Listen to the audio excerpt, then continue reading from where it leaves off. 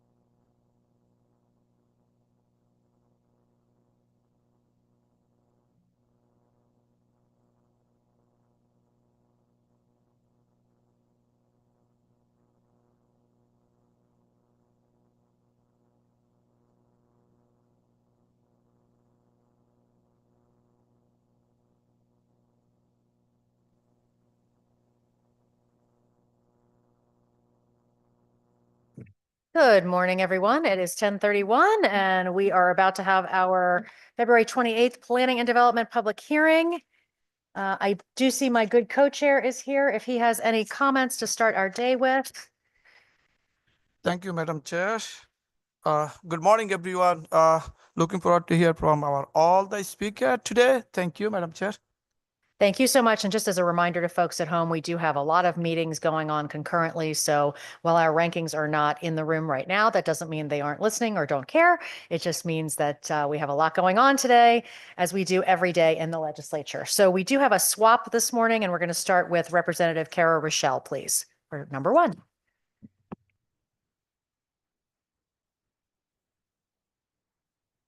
Good morning to my esteemed colleagues. Thank you for having me this morning. I am here to testify in support of HB 7005 and acts to designate certain municipalities referred to the Municipal Financial Advisory Commission as Tier 1. And I do so with a request for a modification to the current proposal. I had actually put in HB 6425, which is similar but has one specific difference to it. 7005 says refer any town with 25,000 or less that meets the criteria in the MFAC rubric for oversight in Tier 1 of MFAC. My bill says do that specifically for small economically distressed municipalities. And the reason why I want to make that distinction is because the criteria for being an economically distressed municipality has to do with, a lot of it has to do with the financial capacity of the residents in the community. I've brought copies for anyone like the criteria. It has to do with poverty levels, median income, percentage per capita income changes, unemployment rates. So these are really that DECD economically distressed municipality list really drills down to which towns have residents who are vulnerable to large tax increases and are most likely to be injured financially in a disproportionate fashion if the town also is having money management issues. Now, MFAC has a rubric. My bill and your bill does not change that rubric whatsoever. All we're saying is that, or all I'm saying is that if a town exhibits the fiscal management behaviors that would qualify it for review by MFAC. And if the town is economically distressed, the residents really can't afford the pain that will be caused by that mismanagement. And we need to take extra steps to protect these residents and protect these taxpayers. MFAC currently towns can opt in. However, that's not necessarily the best model. Towns can opt in, but if a town is mismanaging their own money, they're not likely to want to have additional scrutiny. And so it's really important that we as a state are saying, listen, this is not a political issue. This is a very sterile rubric. If you meet these criteria and you're distressed, then you need to come to the doctor. We should be doing this and prioritizing economically distressed municipalities because those towns don't have the same immune system financially as other towns. And so we need to make sure that they're being seen and reviewed. Tier 1 would require them to be reviewed. And that would really help to draw attention and get more oversight earlier before it turns into a serious crisis. I represent two economically distressed municipalities, Derby and Ansonia. Derby is the poster child for why we need to be doing this. Derby was not put under MFAC fast enough, specifically Tier 1. And by the time they were, there had been so many issues that they ended up having to have an 11% tax increase. And that was really painful for residents who are economically distressed, people on fixed incomes that can't afford it. And I can't speak to with Ansonia where they are on the rubric, but I can say that they are facing a 10% tax increase proposed right now. And so as a general rule, I think it would be much safer for compelled state oversight if you are meeting the criteria that is currently in place and economically distressed. Thank you so much. If we could just go back to the population again. Yes. So the bill says 25,000 or less. Yes. And you're saying you just wanted to say small economically distressed municipalities. So in my bill, it says 25,000 or less as well. The reason being that if you have a larger municipality, there tends to be more room in your budget. If there's a mistake in one department, you're able to compensate in other areas. Whereas in smaller towns, there's really not a lot of room for error, which is what, makes this particularly important. So your preference would be to keep less than 25,000? Less than 25,000 Okay. economically distressed. There's only 13 towns that meet that criteria. And Okay. and just because they're 25,000 or less and economic distress would not put them on tier one. It would only be if they meet the currently existing criteria in the rubric, current law regarding being referred for MPAC. Okay, thank you so much. I'm going to give Senator Gordon, who's joined us, a moment to sit down. He may have questions. I don't know. Okay. I am not seeing any other questions online at this time, but we appreciate you being here to testify and good luck at the next meeting. Absolutely. Thank you. Thank you so much. Up next, we have Brian Hall from the City of Derby, please. Good to see you, Sarah. Okay.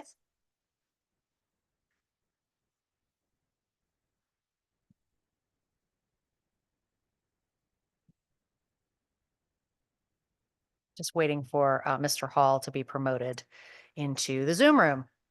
For those who are wondering at the delay. Whenever you are ready, Mr. Hall, feel free to go ahead. Hello, everyone. Can you hear me okay? You sure can. Excellent. Yes. So I'm testifying in support of this bill. I'm the finance director for the city of Derby. I've been there about a year now. When I joined the city of Derby, they were already in MFAC tier one. So, a lot of the damage had already been done at that point. But I can tell you, MFAC was very helpful in, helping dictate, here's the reporting that is needed. This is what we're looking for. And again, all things that I would have expected, all things that when I started to work at Derby, I was looking to create and build.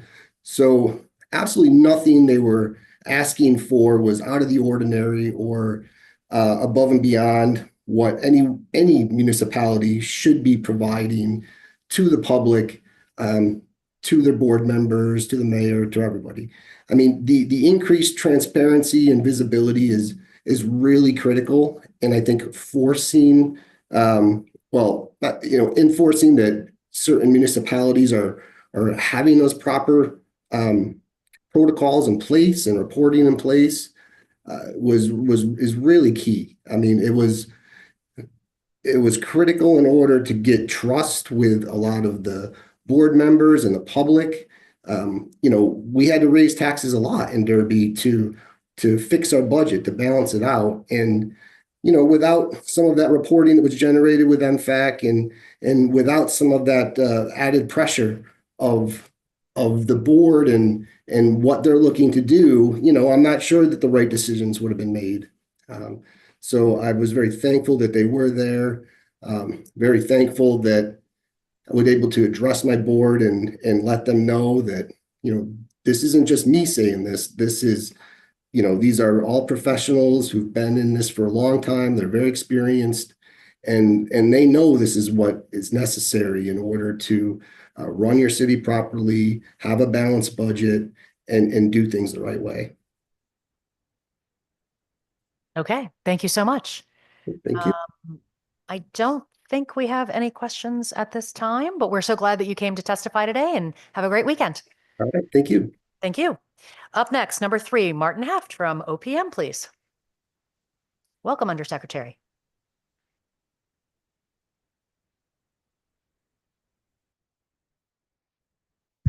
Good morning. Martin Heft, Undersecretary of Intergovernmental Policy and Planning Division at the Office of Policy and Management. Here this morning, and thank you all for holding a public hearing in support of Senate Bill 1343, which implements recommendations to streamline certain municipal operations concerning assessment, tax collection, local capital improvement, zoning reporting, and to modernize processes. Section 1 and 2 adds an enforcement mechanism for failure to file statutory reports to OPM. These are consistent with all other statutory reporting that OPM receives from our assessment and tax collection departments. Under Section 3, OPM currently prescribes the declaration of personal property from utilizing the recommended statutory depreciation schedules, which are outlined in Connecticut State Statutes 12-63. Only 2 municipalities do not use these recommended depreciation schedules. And in essence, they only have one area where they do not follow this, which is under what we call is under section 20, because they have an appreciated schedule for those. So we only have 2 towns that do not do this. And we're requesting that this just become the standard, that all towns continue to use this. The remaining sections all include several amendments that are purely technical in nature to correct errors and omissions. I will note in section 11 that there is a drafting error. We have submitted this to your co-chairs because it states in there that the secretary would determine the criteria for the CCMA designations, and that is incorrect. The committee itself does that. Additionally, I have submitted testimony in opposition of House Bill 6993, which is on the special taxing districts. Currently, only 27 taxing districts collect a fee instead of a mill rate. All of those 27 were established by special act, not by general statutes. Statutes already do provide for provisions for appropriation of certain costs already. And the other piece is that a taxpayer already understands the assessment and mill rate process as it's used in their municipalities. We get so many calls from residents and taxpayers in special taxing districts because not knowing, well, gee, is there a fee? How is it collected? Everything else. So keeping it uniform across the board for taxing districts as well as special service districts and the municipalities is important. Attached to our testimony for Senate Bill 1343 is a bullet point breakdown of all of the various sections with some explanations, and I'd be happy to answer any questions on either of those 2 bills. Thank you so much. Perfect timing. I timed it out. All right. Any questions? I am seeing none at this time. We know this is generally a tech revisions kind of bill, so thank you so much. Thank you. And we appreciate you being here. Thank you. Moving on. Okay, Joseph DiMartino, please, from the City of Derby. He is not online. Okay, we will come back to him. Moving on to George Kurtyaka. I hope I'm getting that remotely close, but feel free to correct me. Well, it kind of looks like it sounds. Yeah. When you're ready.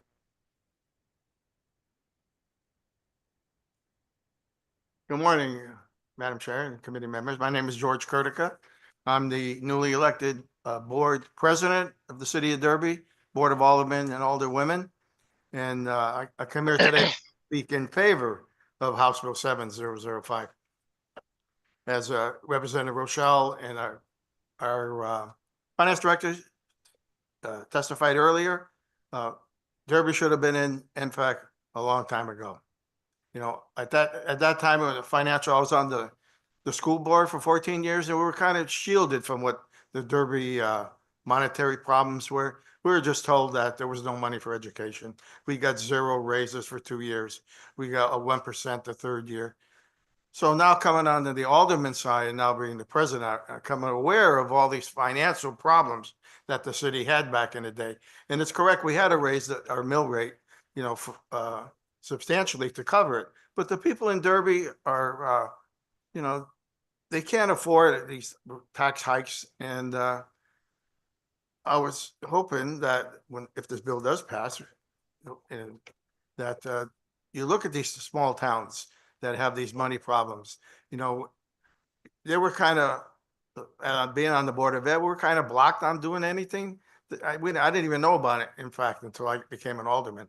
So I think it's a good thing that towns under 25,000, we're definitely a distressed community, an economic distressed community, but we're also, we're very favorable that the state gives us money to help our community. You know, if it wasn't for a lot of state help, you know, I don't know what the mill rate would be. So I'm here today to vote, this passes, so towns like Derby won't have to go through what we did. Thank you so much. And I think that, you know, based on hearing the 11% and the proposed 10% increase, I know that my district, our towns would freak out if they knew that a Oh, 10% oh. tax hike was coming. So I think, as Representative Rochelle said, getting ahead of this and treating the patient when there's initial symptoms as opposed to waiting for a near-death experience it's really important. It is, it really is. And I hope that this bill passes so nobody else goes through like we did in Derby. We may have to clean up some language as I'm being warned that Yeah. it might undo some of what we worked on last year with the MARB. So we just want Okay. to make sure, but there's always a solution that we can find to Thank you. If make you ever sure. need me to come back again and Okay. speak in favor of this bill, let Yeah. me know. I'll be more than glad to. Okay, thank you so much. I'm seeing no other questions at this time. Thanks. Thank Appreciate you you very being here. much. I was going to go back, but I don't think we need to. Up number 6, Frank De Felice, please. And I may have gone overly Italian on that one, so feel free to correct me. You're perfectly fine. Good morning, distinguished senators and representatives of the Planning and Development Committee. My name is Frank De Felice, and I currently serve as chairperson of the Regional Planning Commission for the Lower Connecticut River Valley Council of Governments, RiverCog, which represents 17 of Connecticut's municipalities, and as the chairperson of the Planning and Zoning Commission for the town of Durham, Connecticut. My testimony today is in strong support of HB 6994, entitled An Act Concerning the State, Regional, and Municipal Plans of Conservation and Development. The passage of HB 6994 will provide much needed alignment between the principles and goals in our state, regional, and municipal plans of conservation and development by aligning the frequency of their publication to a 10-year interval. Now, the municipal and regional plans are currently on a 10-year interval. It also schedules updates to the 3 plans sequentially, where the state plan is issued first, the regional plan next, and the municipal plan afterwards. This change would assure that the goals and principles of the 3 plans are in agreement. An additional benefit of HB 6994 is that it would reduce the cost of preparation for the state plan of conservation and development by approximately half. Now, there are 2 concerns that you will hear about today. First, because census data is typically released every 10 years, the proposed start date of 2030 means that many data sets will be 10 years old.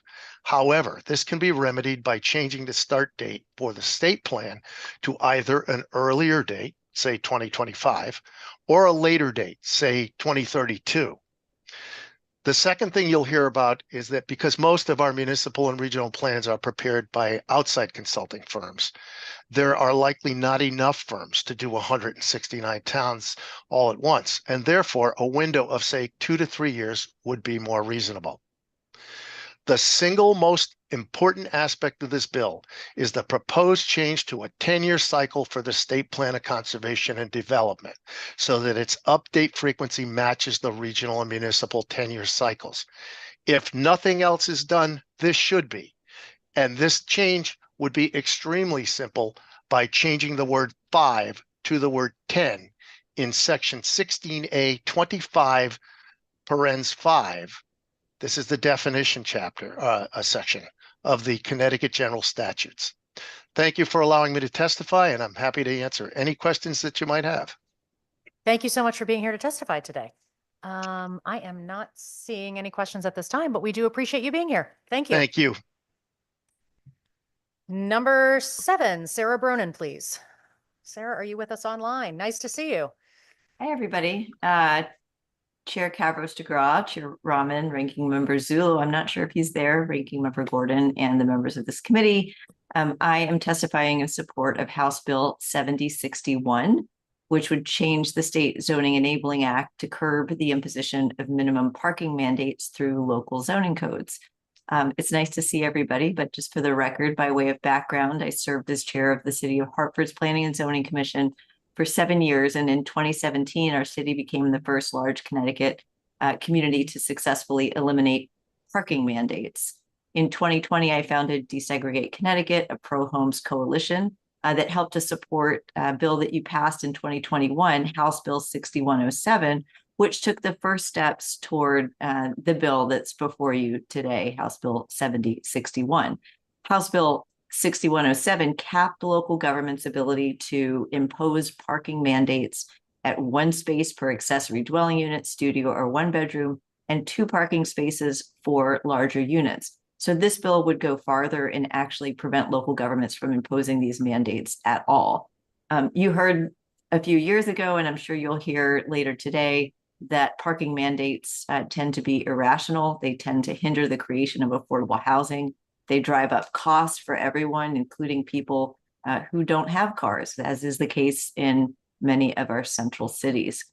So eliminating parking mandates really presents an opportunity to create more walkable and vibrant neighborhoods. There's a whole slew of information on parking on Desegregate Connecticut's website. I'll be submitting written testimony. I do want to add that, as my screenshot or my background shows, I also lead a project called the National Zoning Atlas, and we have documented all of Connecticut's zoning codes. We've read 31,090 pages of zoning codes to understand how our state zones. And I'll just throw out a stat for you that 87% of residential land in the state is subject to parking minimums. And I'm not sure that they've served our communities very well. We do have 17 jurisdictions that don't have them. And they run the gamut from Hartford and Bridgeport to Canterbury, parts of East Lyme, Fenwick, Sharon, Sterling. So we have a good range of towns that have actually eliminated or never had minimum parking mandates. So I'm happy to answer questions about this. I know this is a very niche issue, but I do think it builds on something that the legislature has done previously. And I think the data supports, study after study supports the elimination of these, and I encourage you to consider it. Thanks. Thank you so much, Sarah, for being here. Obviously, this is sort of a conversation starter, certainly, because we know that it's sort of a far-reaching possible policy, but that's why we have public hearings, right? Because we need to try to move the state forward and have conversations like this. I do see that Senator Gordon has some questions for you, so I will hand over to him. Thank you, Madam Chair, and thank you, Sarah, for the work that you've done in Hartford. You may or may not know, I served 15 years as chair of my town, Woodstock's Planning and Zoning, and we've always dealt with what we do with parking relative to rural towns, which gets more into safety, especially when we have narrow streets where you can't really ideally park on when it comes to certain housing. But for this bill, you're not opposed to a municipality through its Planning and Zoning Commission on a case-by-case basis, working with developers what may be best for parking as a not getting into in the zoning minimum requirements, but on a case-by-case basis, which, as you know, each land use application can be unique and have its own set of challenges. Your support for this bill wouldn't at all preclude a Planning and Zoning Commission doing its work on a case-by-case basis, determining what might or might not be for parking relative with a developer? Well, I'm really glad that you asked this question. And I will just note that Woodstock is one of those communities, as you probably know, that doesn't have minimum parking mandates. So great job there. And it sounds like that where you do work with developers on those, maybe you do that type of negotiation. The bill itself is really geared towards the zoning codes as written. So it's the zoning code requirements in local ordinances. And I should say it's not just local municipalities that have zoning power. There's 169 of those. They're actually private associations with zoning power, totaling 187 jurisdictions with zoning across the state of Connecticut. I don't think there are any sub-jurisdictions in Woodstock. You see them clustered mostly along the shoreline. But that's just something to note. So local ordinances or these jurisdiction rules that we see. So, I mean, for me, I know that some communities really do like to see that negotiation. If you look at the zoning atlas for Woodstock, actually multifamily housing is allowed throughout the jurisdiction, but it's subject to a public hearing where you do get that kind of negotiation. I'm a fan just generally of trying to write rules that allow for housing to be built without public hearings, but understanding that public hearings are a part of our laws now and help communities feel like they can permit these types of multifamily uses. I think would be. I think anyway. I think that's what you're really referring to. Yes, and thank you. And I have been a fan of public hearings when appropriate, and I'm glad you did. You are aware of Woodstock because having spent years dealing with, did we want to put minimum parking regulations in? We decided not to, and purposely to move to work on a case-by-case basis. And sometimes we needed to put minimum parking in for public safety mostly. Sometimes we just did not need to. We thought what was proposed was fine. So I just want to make certain that it's clear that this bill isn't going to at all preclude each municipality making those decisions that need to be on a case-by-case basis. And so I appreciate that. Thank you. Thank you, Madam Chair. Thank you very much. And before I let Sarah go, I just want to confirm I am not seeing any other questions at this time, but we appreciate you being here. Thanks so much. Great to see you. Thank you. Bye-bye. Up next, we have John Guskowski from the Planning Association. Good morning, Madam Chair. Can you folks see and hear me all right? We can. Good to see you, John. You too as well. So Chair Kavos DeGraw, Chair Rahman, ranking members Zullo, and my old friend Senator Gordon, members of the Planning and Development Committee. Thank you for very much for allowing us to speak. My name is John Guskowski. I'm a professional planner and the government relations officer for the Connecticut chapter of the American Planning Association, which is a group of over 400 professional planners and allied professionals in both the public and private sectors. We are among the top planning and development experts in Connecticut and are happy to be of service to the General Assembly. We appreciate the opportunity to testify today and submitted testimony on 3 bills before the committee. I'll focus on 2. First is House Bill 6996, an act concerning protested changes to municipal zoning regulations. This bill attempts to mitigate the effects of a neighborhood group who would object to a certain zoning or map changes.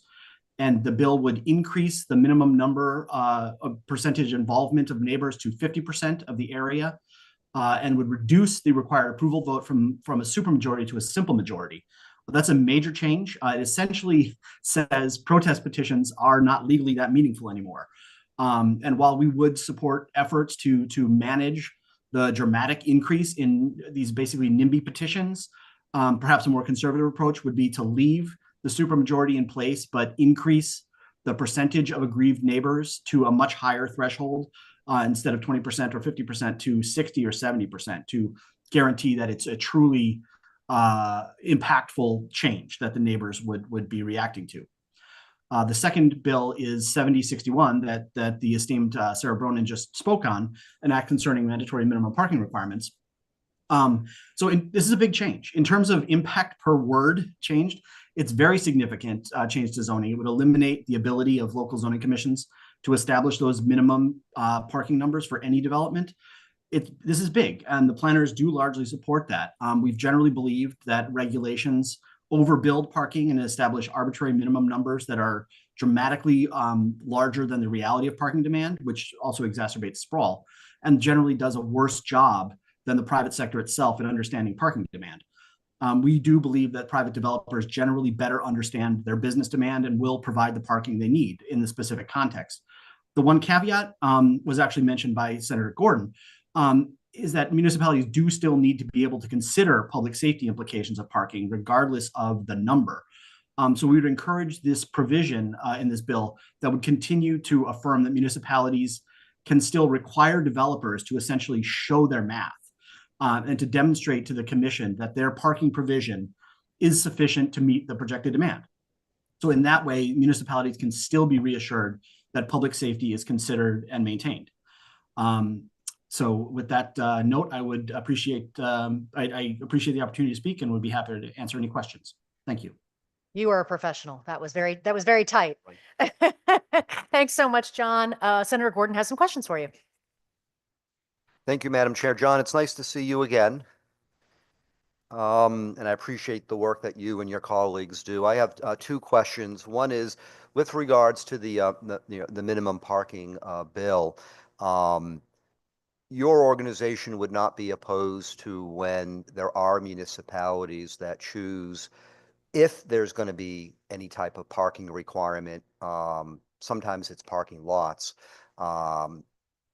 trying to deal with impervious versus pervious surfaces. I can speak from experience that sometimes we do try, when there is parking proposed by a developer, to see what there might be for the type of surface involved. And sometimes that is extremely important when you're talking about water runoff, water contamination, stormwater runoff, that type of things. Your organization wouldn't be opposed to municipalities using their best judgment with developers on the type of surface for parking, separate from whether or not to have minimum parking at all. Thank you for the question, Senator Gordon. And yes, you are correct. We would not object to that. Obviously, there are other considerations such as ADA requirements, Americans with Disabilities Act requirements, to make sure that whatever parking surface is provided, it satisfies that and is able to be traversed by people in wheelchairs or people with mobility problems. There are pluses and minuses to using pervious pavement or pervious asphalt that tends to work very well, but degrades over time and becomes essentially pervious.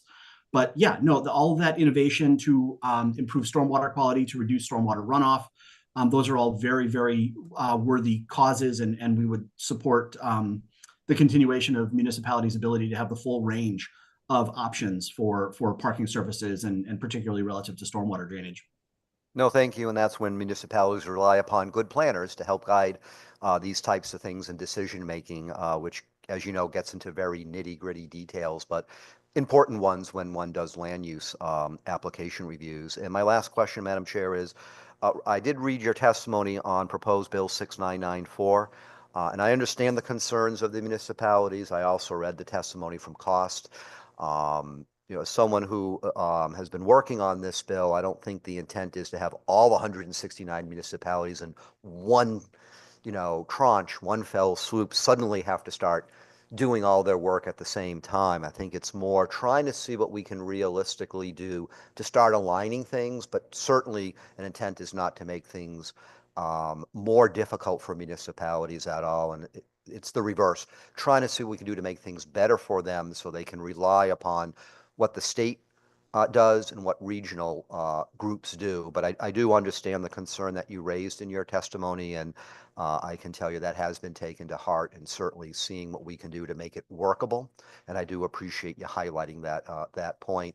But if we were to be able to work something out to, over a certain period of time, start to align these things, does it make sense to you that without burdening the municipalities, trying to set the stage so that when a municipality is then due to make a new POCD, it has available to it a quote unquote updated or revised state and regional documents to be able to rely on? I know, having created some POCDs over the years, I did very much look to see what those documents were to try to align things as best as possible. But would that make sense to you as far as, in general, what the intent of the bill is?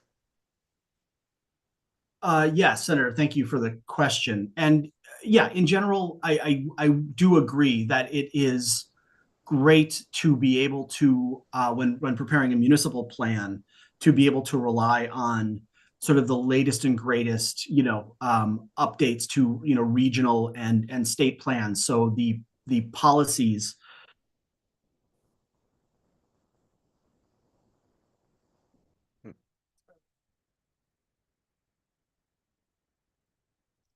Well, I'm happy to follow up with them offline, Madam Chair.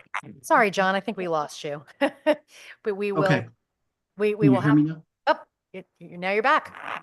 Sorry. Probably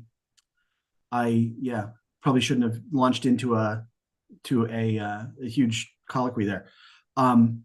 There is nothing more frustrating than working on a municipal plan and having the state plan be not updated, or frankly, if you're doing it, let's say in 2019, and we're about to have the census of 2020. And so you're dealing with population and housing numbers that are, 9 years old. So the timing of this is important, and it would be ideal to get things on a more reliable schedule so that municipalities understand what the state policies are. So we do support that. But I think this is also part of a larger discussion about the relative weights and importances of municipal versus regional versus state plans. There had been a history, probably the last 15 years, of the state plan really consciously or unconsciously taking a back seat to municipal plans and kind of deferring to municipal goals. So what the state plan said was a little bit less important to municipal decision makers, because local goals tended to be primary. But if the state is going to continue to sort of take a strong hand and put an increased emphasis on state policies being applicable broadly and strongly, then yes, I would absolutely agree that it's important to try to find an opportunity to have that staged writing, so that folks at the local level understood what the state policies were. Thank you, John, and thank you, Madam Chair. And seeing no other questions at this time, John, have a great weekend. Up next, number 9, Randy Collins from CCM.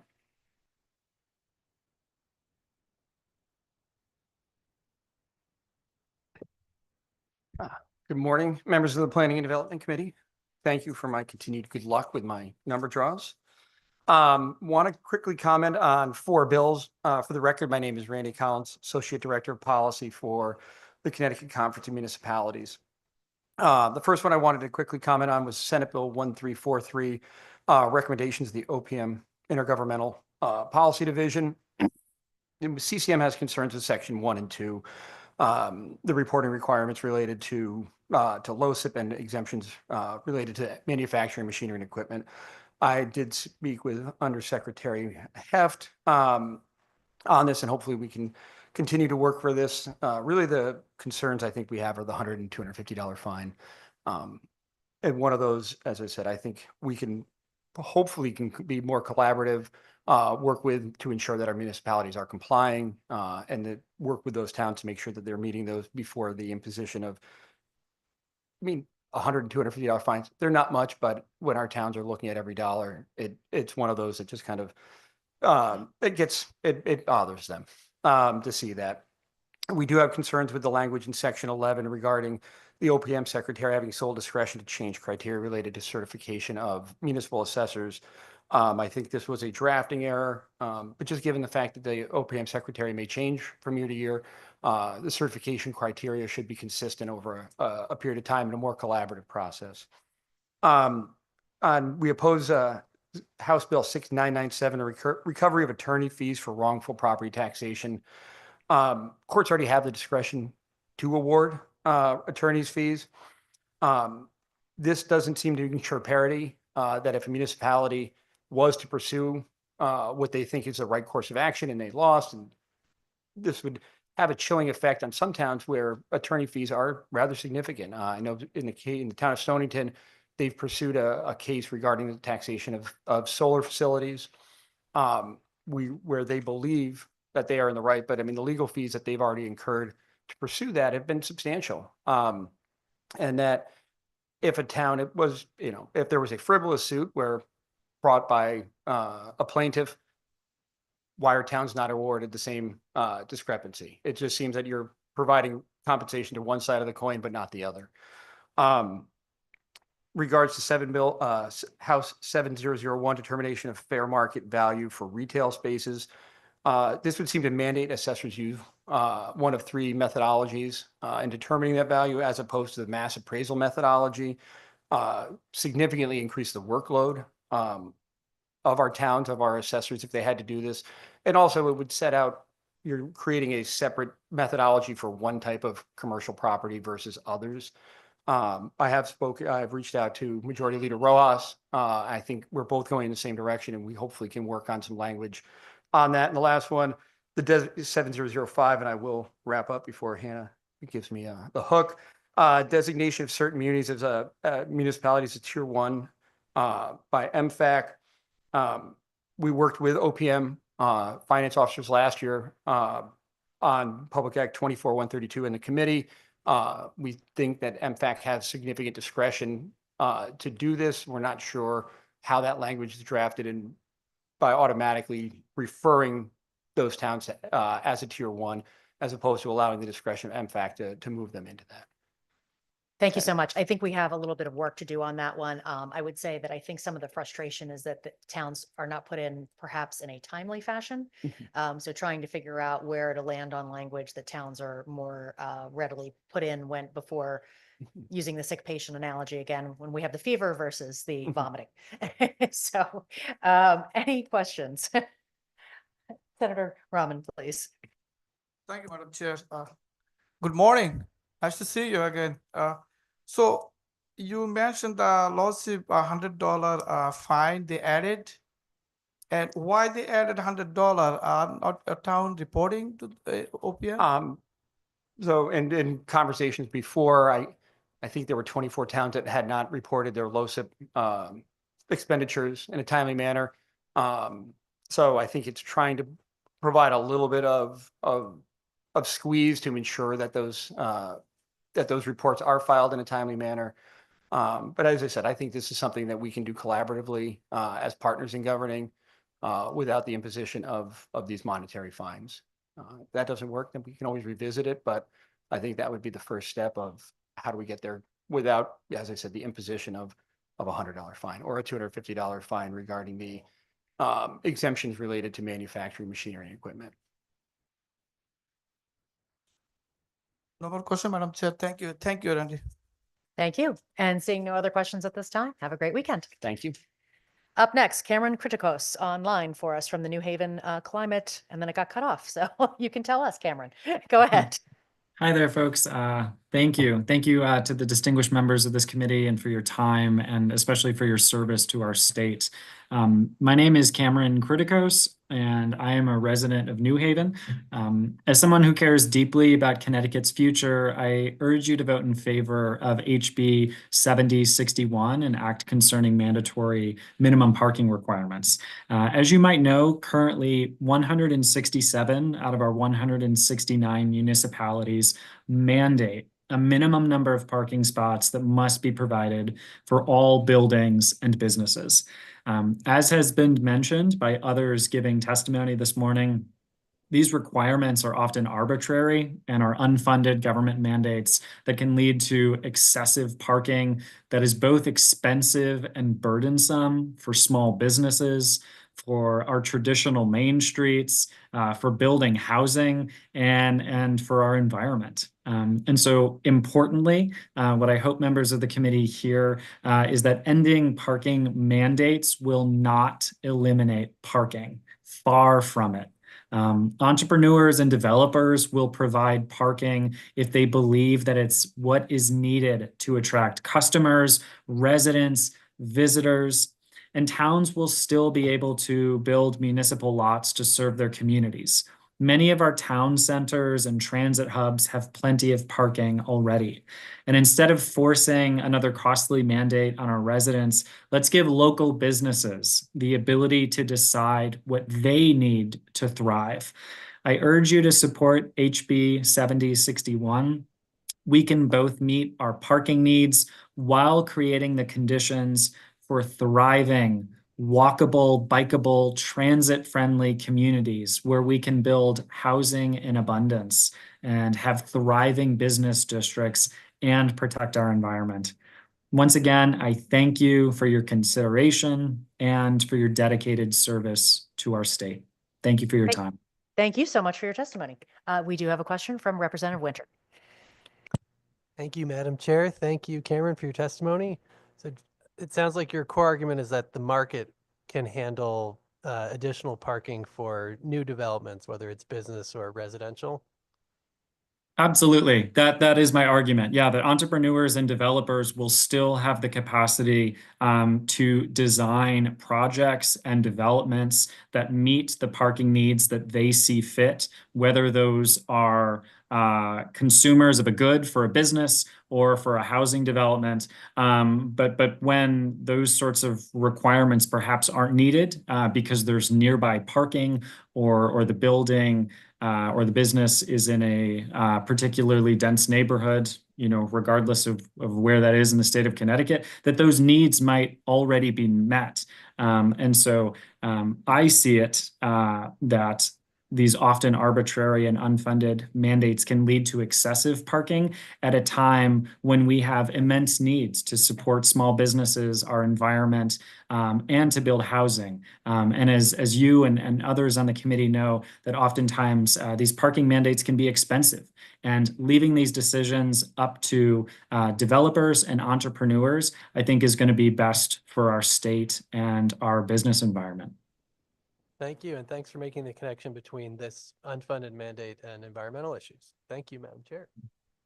Thank you so much.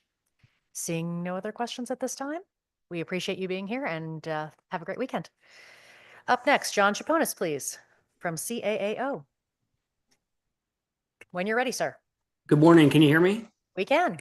Okay. Good morning to the chairs and members of the Planning and Development Committee. My name is John Chaponis, and I serve as the legislative chair for the Connecticut Assessors Association. I'm here to testify in opposition to two bills on the agenda today. The first is House Bill 7001, an act determining the fair market value of retail sales facilities for the purpose of property taxation. 7001 would create a special treatment for one particular type of property, retail sales. The fair application of the local property tax begins with everyone being treated the same. When everyone is being treated the same, then it really is, a fair system. Creating a carve out to require municipalities to perform more of a full narrative appraisal on only retail facilities would not only treat them differently, but it would also likely double the cost of municipal revaluations. Municipal revaluations are already a six-figure cost paid for by the taxpayers residing in those communities. The nationwide industry standard for municipal revaluations is for them to be completed using mass appraisal technology, because it costs a fraction of the amount it would cost taxpayers to perform independent fee appraisals on each parcel. Mass appraisal also produces a high degree of accuracy, and most importantly, it's based on fair taxation, whereas similar properties pay similar tax bills. House Bill 7001 would also double the 12-month time frame that it would take to do revaluations. You'd also run into problems in smaller communities where they may only have 5 or 10 retail sales facilities, and none of them are similar in age and condition, et cetera. Or more importantly, maybe neither of them sold in the last 10 years, and you can't even, you can't even use that sales data. So the assessor would be forced to go outside of their town or go searching across Connecticut for sales.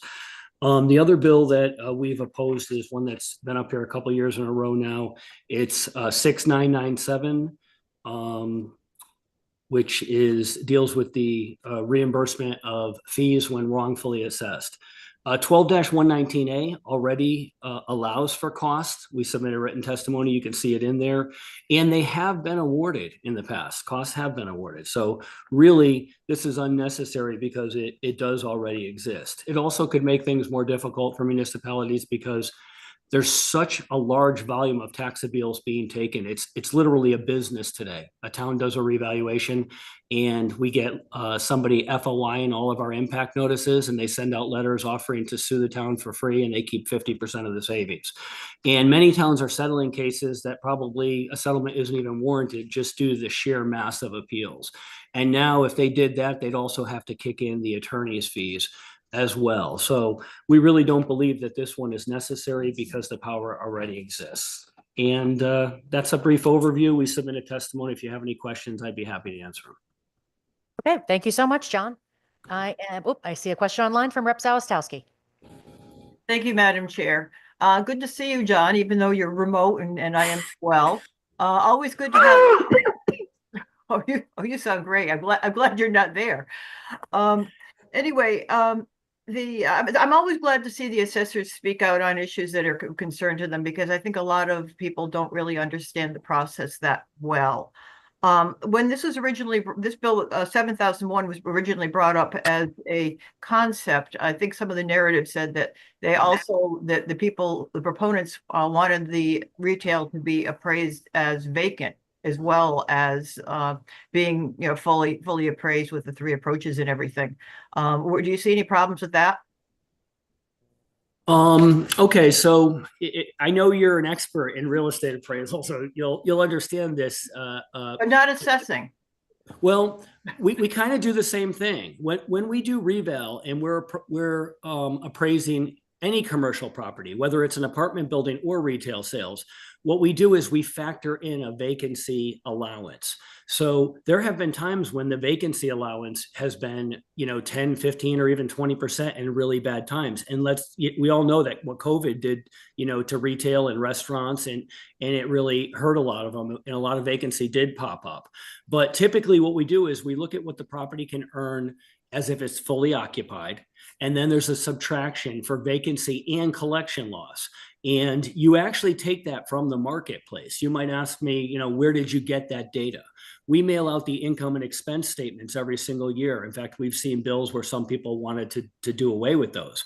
But every commercial property owner has to provide us their actual income and their actual expenses. So we're able to extract from the market exactly what's taking place as far as vacancy and collection loss. And that really is already built into the system. And I think that's important for people to understand that how that is done. Some of the discussion was to appraise retail as completely vacant, which is an entirely different proposition from what you're looking at. Could you explain what are the differences between standard real estate appraisal and the mass appraisal system that assessors use? And who are the regulatory bodies? What actually governs the way that you do valuations for assessment purposes? Okay, so I got to remember all the parts of that question. That's okay. That's fine. I think it's important for people to understand that there's a difference. Sure. So we'll start with what is mass appraisal versus an independent fee appraisal. The independent fee appraisal is what everyone's most commonly familiar with. You go to buy a house and you're getting financing, and the bank wants the property appraised to make sure they know what it's worth. So the appraiser goes out and finds 3 to 5 similar properties, and then makes some minor adjustments because maybe one of the sales had a 3-car garage instead of 2, and so forth. So they basically look at the market, they look at similar properties, and they develop an estimate of value. We have to start with the fact that real estate appraisal is not an exact science. It is, at the end of the day, an opinion of value. So they look at very specific properties and they make subtle adjustments. In mass appraisal, we build an algorithm. Sorry about that. In mass appraisal, we build an algorithm. We take the income and expense statements from everybody who files them, and we also find out what they're getting for rent. So maybe in retail, somebody's getting $30 a square foot, someone's getting 34, someone's getting 42. And those, as you can imagine, those rents are likely based on who's on a hot corner, a better location, the quality and construction of the building, the adequacy of the parking, all those different factors.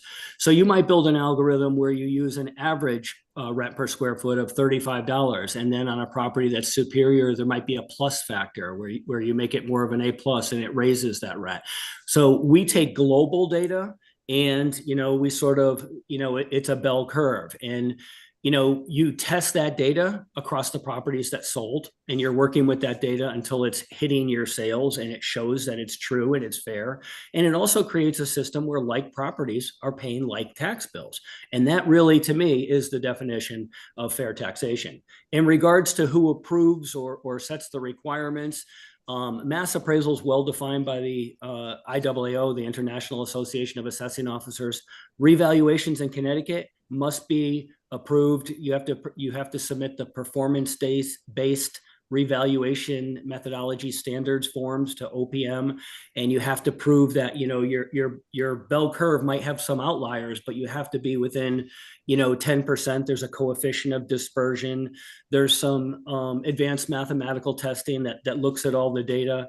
It's quite sophisticated, and I think it's a system that really works well. And don't forget what I said. This is the national.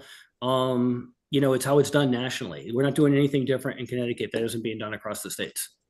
And your standards are also governed by state and federal law through the Uniform Standards of Professional Appraisal Practice, which includes a mass appraisal section as well. Is that correct? That's correct. Commonly referred to as USPAP. And yes, those standards have to be adhered to as well. And mass appraisal is an accepted methodology in USPAP.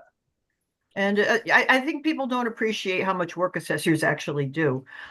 If somebody is unhappy, if they have a commercial property or actually any property, but if they have an assessment that they disagree with, they have the ability to appeal that assessment. Is that correct? That is correct. When you do a revaluation, there in that year, there's actually 3 opportunities. The first one's called an informal hearing, and you can come in and meet with members of the revaluation company if they were hired outside, and or the assessor. You could even probably meet with both if you wanted to. Then you get an appeal with the local Board of Assessment Appeals, and then they issue a judgment. And whether they decreased it or left it the same, if you're unhappy with the results from the Board of Assessment Appeals, then you file your appeal to Superior Court. And we've had cases that have gone all the way to the Supreme Court. So if for example, using the 7001 here, if you have a retail property and you differ with the appraisal, you can go through those same processes, and you have the ability at that point to actually get a full appraisal yourself. Is that correct? That's correct, but now you're kind of striking a nerve. I told you when we do revaluation, we're required, by the state to be within that 10% corridor of error. Yet when we go to court, we have to be 100% perfect. So a lot of times at that point, the town does have to break down and go out and get a full narrative report that looks at all 3 of those approaches to value and looks at similar properties. I recently went to trial on an apartment building. It cost us $6,000 for that report. Yeah, this could be very costly to the town, so it behooves the town to have assessors who are well qualified and accurate. I don't think you'll disagree with that. Don, I just want to say I appreciate you coming in, and I just wanted to make sure that I know a lot of assessment issues come up before this committee. I just wanted to make sure that you had an opportunity to explain not only your opposition to this particular, either bill, but this particular bill, 7001, but also to just provide some background on what you and other assessors do for a living. So I really appreciate your time, and thank you, Madam Chair. Yes, you're welcome for the indulgence, but I think it was an education for us all. Thank you so much. We're seeing no other questions at this time. And up next, we have Sean Gio, please, from Partnership for Strong Communities. When you're ready, sir. Good morning, committee members, and thank you for the opportunity to speak. I'd hope to be in person with you, but I'm going to be quick. Hopefully, take John Koskowski's advice and try to be quick. So I'm here to submit testimony in support of HB 7061. And over the course of my career, I've managed the effects of excessive parking regulations as a downtown planner in Hyannis, Massachusetts, as a executive director of a Main Street program in New Hampshire, and as a local planning commissioner. But I'm here today. I want to focus on the negative effects of overregulation on housing affordability. Requiring more parking than needed for development increases the costs of development, and developers have to account for those costs. Whether a resident has a car or not, they're paying for those excess parking costs and higher rents and home prices. And low-income households tend to own far fewer cars, so they're impacted disproportionately as they pay for parking they don't need. Parking minimums force developers to dedicate valuable land to parking rather than housing, reducing the total number of homes that can be built on a given piece of land. And in many parts of Connecticut, we know developable land is scarce and expensive to develop, and excessive requirements contribute to making some housing developments financially infeasible. Parking mandates contradict efforts to create dense, walkable, and transit-friendly communities. Excess parking reinforces sprawl, making walking more hazardous, increasing car dependency and pollution through higher emissions. More land dedicated to parking means lower population concentration, and subsequently increased costs to extend infrastructure to a sprawling population. A Connecticut with fewer half-empty parking lots sprawled across our towns will mean a healthier Connecticut for our residents and eliminate an unnecessary housing cost driver in the process. Thanks for the opportunity to submit this testimony.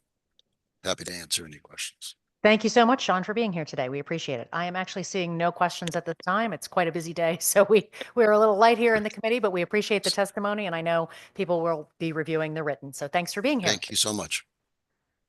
Up next, we're actually going to go back to number 4, who is joining us, Joseph DiMartino from the City of Derby, I believe, Mr. Mayor.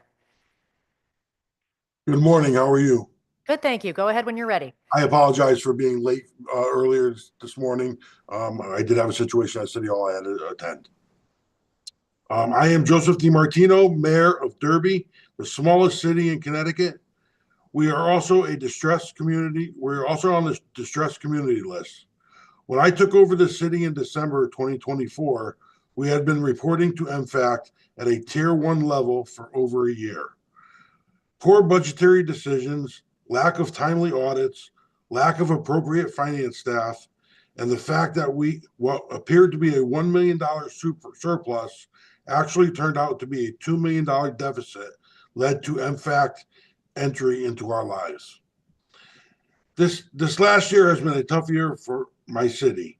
We had no choice but to raise taxes by 12%. We have been unable to fund our budget the amount of police cars and fire trucks the city needs, resulting in expensive repair costs. It's impossible to apply for necessary grants requiring matching dollars. We are working hard to overcome all the deficits we inherited, although I can't help but wonder if MFACT had been able to step in earlier, if our downslide could have been turned around sooner. It is my belief that MFACT intervention, especially in a distressed community, should start as early as possible. The ability to have sound financial advice and an unbiased eye on who's minding the store can stop a city slide towards self-destruction in its tracks. I appreciate your time today, and thank you. Thank you so much. And no problem about being a little bit late. We have that all the time. I really appreciate you detailing, because I think that was a new detail that we heard, that you thought you had a $1 million surplus and it was a $2 million deficit. So obviously some intervention earlier would have been better for you. Absolutely. Okay. Thank you so much. We will Thank take you so all, much. yeah, under advisement. Have a great weekend. You too now. Take care. Okay. Up next, we have Kate Rosen, and I'm not sure she is online yet. Okay, so we will come back to Kate. Hopefully she can join us. Number 15, Daniel Harriges from the Parking Reform Network. Is Daniel with us? I see you. Okay. Yes, thank you. Thank you, Madam Chair, members of the committee. My name is Daniel Harriges. I'm the Policy Director at the Parking Reform Network. We are a national nonprofit organization. And I'm here to testify in strong support of HB 7061 concerning minimum parking requirements. For 5 years, we have been tracking these reforms across the U.S. and internationally. And so what I can tell you is that this change, the abolition of off-street parking mandates on private land users, is not some sort of radical or risky experiment. It is a pragmatic reform in line with a rapidly growing wave of such reforms. We have tracked at least 100 cities that have fully abolished parking mandates, over 3,000 that have made partial reforms, and about 36 state laws that have been passed to rein in parking requirements. And these span the gamut of large cities, tiny towns, red and blue jurisdictions, both transit-rich cities and rural communities with no transit at all. And notably, nowhere other than Hartford was at the leading edge of this wave in 2017. So you don't need to look far to assess how it's working. And the reason this wave of reform is happening is that local officials and the urban planning profession have broadly come to recognize that parking mandates are a costly, damaging, and indefensible policy spread rapidly, largely through municipalities in the mid-20th century, copying other municipalities' codes. They've survived not because they are backed by sound data and science. They overwhelmingly are not. They've survived because of a combination of simple inertia and status quo bias. And so I want to use my time to emphasize the big picture here, that this was a reactive solution in a prior era to the problem of parking shortages amid the dramatic growth of motor vehicle ownership. And it was a blunt force solution to mandate oversupply of parking everywhere. In fact, the studies from organizations like the ITE that provide the only real evidentiary support for these mandates are very scientifically flimsy, and they are designed to err on the side of oversupply. The thinking was better to require too much parking than risk having too little. And what the planners of that era did not anticipate was the feedback loop that this would set off. The historic village development pattern, the walkable development pattern that characterizes the most treasured parts of Connecticut cities and towns, is functionally illegal under most of these mandates. A restaurant or office or retail store is typically required now to have parking that in most cases exceeds the square footage of the store itself. And so what we've done is required a really dramatic spreading out of the stuff of daily life. And this in turn leads to more driving. It makes it very difficult to exist without a car. It makes it difficult to do things like park once and visit multiple destinations. And so parking in a vicious cycle precipitates the need for more parking. The parking mandates have been the linchpin that precipitated a truly radical transformation of the American town. And a half century later, we've simply become keenly aware of the costs of this approach. The Connecticut Parking Reform Campaign mapped the parking lots in the commercial core of every municipality in your state. It averages 29% of the land devoted just to surface parking. So there is an enormous opportunity cost, a cost to your tax base. Parking mandates raise the cost of housing, of private transportation, of consumer goods. They truly ripple through the economy. Why not leave it to individual municipalities? Under your 3 minutes, please summarize. Yep. I can end there, and I'm happy to take any questions. I think I would love for you to finish your sentence though. Why leave it up? Well, I said, why not leave it to individual municipalities? And the answer is that undertaking local zoning reform can be onerous. It competes for staff time and resources with other priorities. And in this case, this is a regulation that we know is widespread and is indefensible on the basis of sound science or evidence. Okay, I really appreciate that. We certainly have heard about climate also today, and so I think it was useful hearing it from different perspectives. We do have a question for you from Representative Dubitsky. Certainly. Thank you, Madam Chair. Thank you for coming in. How you say you have seen studies with regard to rural municipalities? How does a small town with very narrow dirt roads deal with large developments with no off-street parking? The reality is that a town of that nature is not going to see a large development with no off-street parking. No developer is going to do that. They would lose money. No lender is going to finance such a development. It's a hypothetical that I understand the concern. I have not ever seen a case of really this becoming a major problem, because the reality is that developers do of their own accord build parking. And this is a matter of allowing the market to right size itself and not mandating an arbitrary number that is very often an oversupply. We have seen this reform undertaken successfully in many small towns. Okay, so if somebody wants to put a 4-unit apartment building on a 10-foot wide dirt road, no off-street parking, would they be able to do that under this proposal? I think, there were some questions raised earlier about public safety. I think municipalities can still, impose requirements related to public safety, but they would not be able to have a mandatory minimum parking requirement in the zoning code that would stipulate that the developer must provide X number of parking spaces. I think the reality is what the city can do is they can regulate on-street parking, which in this case, there would be no room for it on that street. The reality is that the tenants of that building are almost certainly going to have cars. The person building that building is going to know that they're going to have cars. It's not going to be viable to finance and construct such a building in an environment where there is no option to park on the street. Okay, but I'm going to give you a scenario. Please comment on this.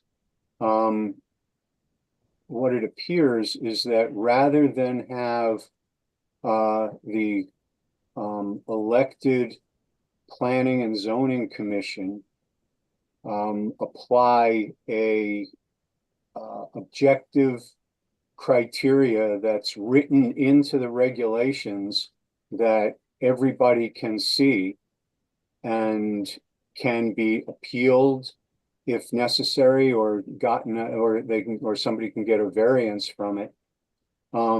Under that proposal, which you just said, the commission would use a sort of vague, subjective, public safety criteria that is not written into the regulations, or they could just ban all off-street parking, which essentially does the same thing as having a minimum requirement, but it messes everybody up, as opposed to just having a set criteria for the number of parking spaces for a certain number of apartments or a certain number of anticipated customers in a business. Tell me how I'm wrong. What you're describing is an objective criteria, and I mean, it's objective in that it's in the code and it is a number and it applies, to a given land use, in a very predictable way. But it's not a criterion that is based on empirical evidence. Virtually nowhere have we seen a city even able to say, well, this is the data that we use to determine this requirement, and this is why we believe it is sound. So it is, well, what we are urging is the abolition of an arbitrary requirement that is not context specific, that is not market driven, that doesn't reflect the actual need for parking. The city has every tool at its disposal to regulate the public realm, the public right of way, the curb, in accordance with public safety, in accordance with local priorities as determined through the democratic process and the local government. I am glad you brought up the question of variances, because you said, why not, if I may paraphrase, why not have an objective criterion in the code, and in cases where that criterion is inappropriate, allow the private landowner to apply for a variance? And the answer essentially is that process is onerous. It is costly in terms of time and uncertainty. In practice, what we see is that it deters a lot of development, both housing development, small scale local entrepreneurship. It falls particularly hard on small scale kind of neighborhood level developers.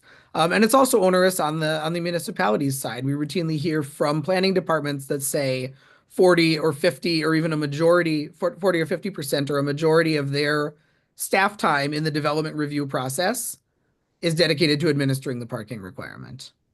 So we think there's a lot of dead weight. There's a huge amount of inefficiency and waste associated with these pervasive policies. Well, that has not been my experience in small towns. And I think that what you'd be doing is substituting a known objective criteria that is established in the regulations for, a bunch of people's subjective consideration of what is safe. And you could just imagine that on virtually every project, the commission would be making that sort of arbitrary decision, and there would be appeals on virtually every project, as opposed to writing it down, saying this is the number. You don't like it, go to the zoning board of appeals. But I thank you for your testimony. I just don't think that it works in very small towns. When you've got very small streets, many of which are not even paved, have no curbs, have very little maintenance, I think you're really asking for trouble if you just say anybody can build without regard to having any off-street parking.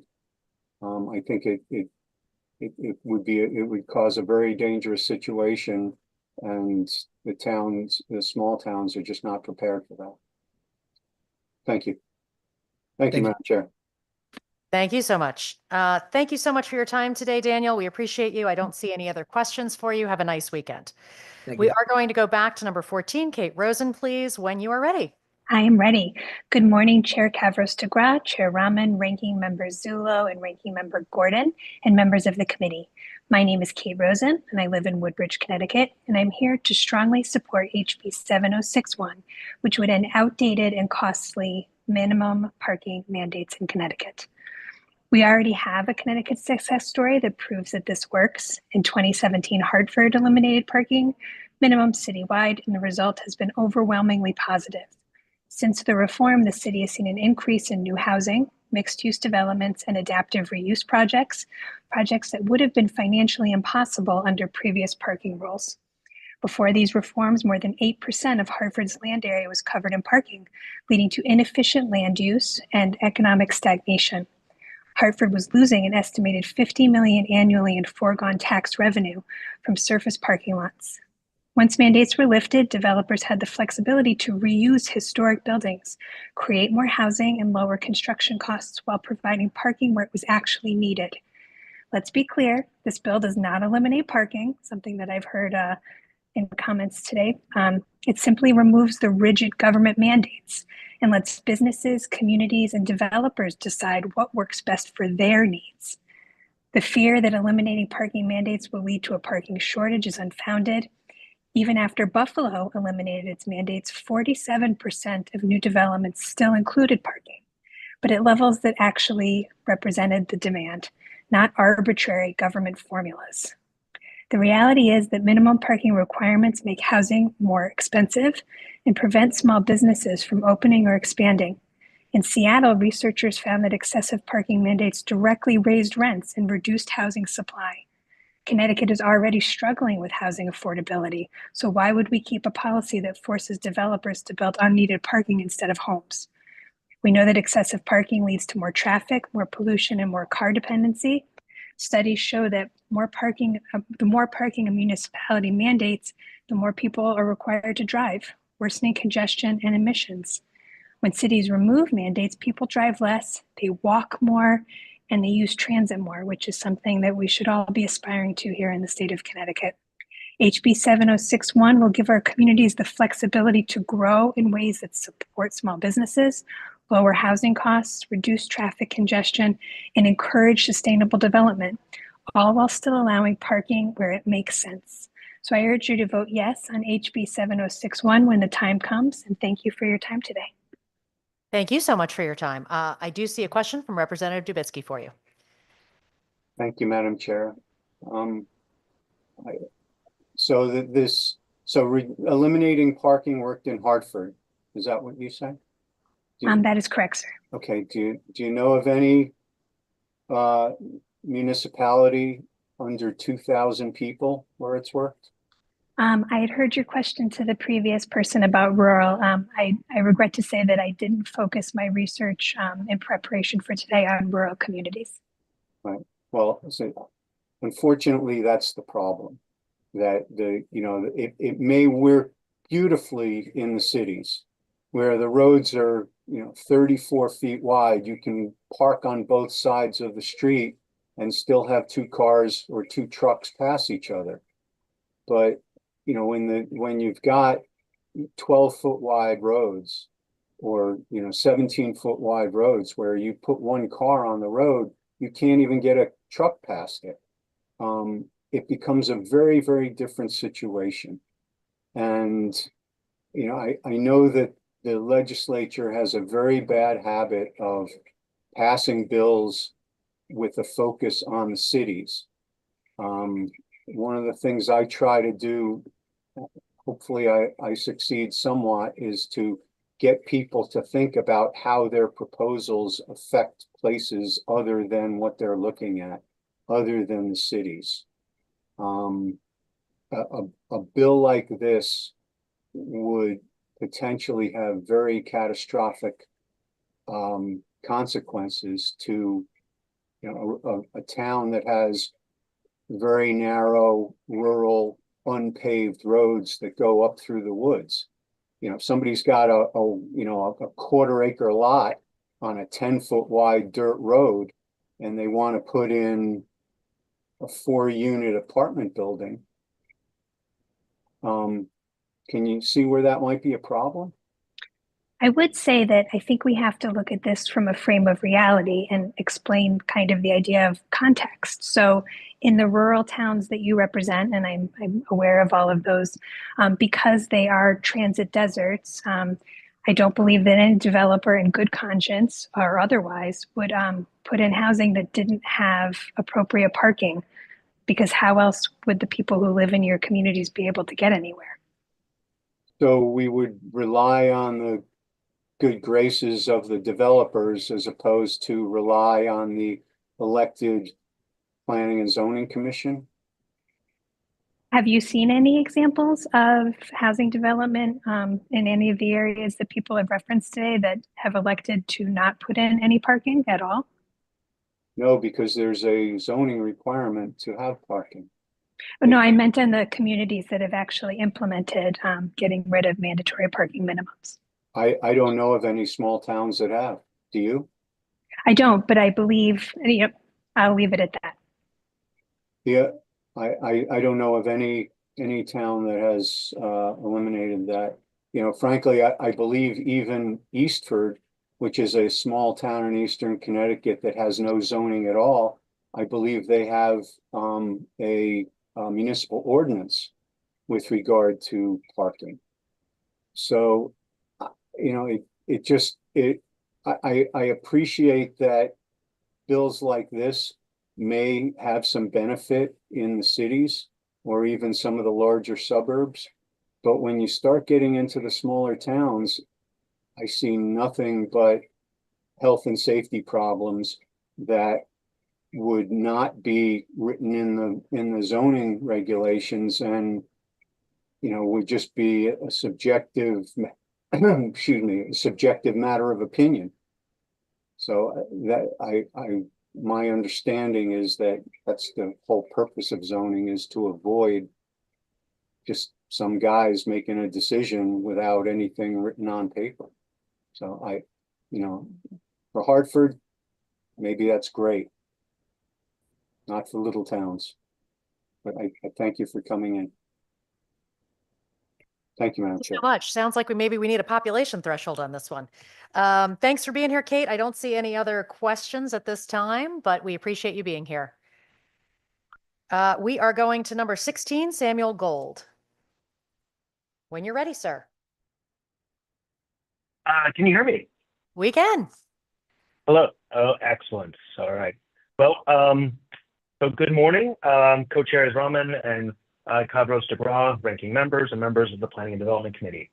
My name is Sam Gold, and I'm Executive Director of the Lower Connecticut River Valley Council of Governments, also known as RiverCog. And I want to thank you for the opportunity today to address you on two bills. The first bill is House Bill 6994, an act concerning the state, regional, and municipal plans of conservation development. RiverCog strongly supports this bill because it aligns the various comprehensive plans in our state so they work in concert with each other to achieve important goals, which are required elements of POCDs. If you look at Section 8-23, housing diversification, affordable housing, multifamily housing, mixed use, transit-oriented development, environmental protection, economic development are all required to be addressed. But because existing state statutes and existing state statutes encourage that these different plans from the state, regional, municipal level speak to one another and have some consistency. But this consistency is very hard to accomplish when every plan in the state is on a different schedule, referring to different iterations of other plans using different census data. Therefore, the proposed order for plans in Connecticut makes sense in the bill. Other important provisions of 7061 that I'd like to highlight is the transition to a 10-year state plan of conservation development and the requirement that all other plans of conservation development are dependent on the state's adoption of its POCD. I believe this will raise the profile of the state plan, and its increased importance will help ensure timely adoption of new state plans by the General Assembly. Similarly, another provision of 7061 would strengthen the municipal legislative body or Board of Selectmen's role in the adoption of the municipal POCD. Currently, town POCDs do not have to be approved by the elected general government leadership of the town. The change in the bill would put the legislative body or Board of Selectmen at the top of the plan adoption. This official adoption by municipal alders, councils, Board of Selectmen increases the gravitas of the municipal POCD and sets the stage for the state and the public to hold the municipality accountable for plan implementation. In RiverCog's written testimony, we propose a number of fixes to the issues identified by previous speakers.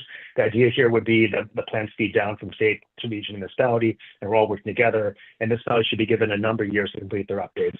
So the updates can be staggered to allow planning consultants and COGs to best support these municipal planning processes. Another item that should be included in the statute that isn't is giving the OPM secretary authority to extend the expiration of plans to facilitate the implementation of the new schedule. We do not want regional plans or municipal plans being adopted while the state plan is being written. Furthermore, we want to be fiscally prudent and respect the volunteers who serve on our planning commissions by giving municipalities or COGs an assurance they won't have to adopt 2 plans in less than 5 years.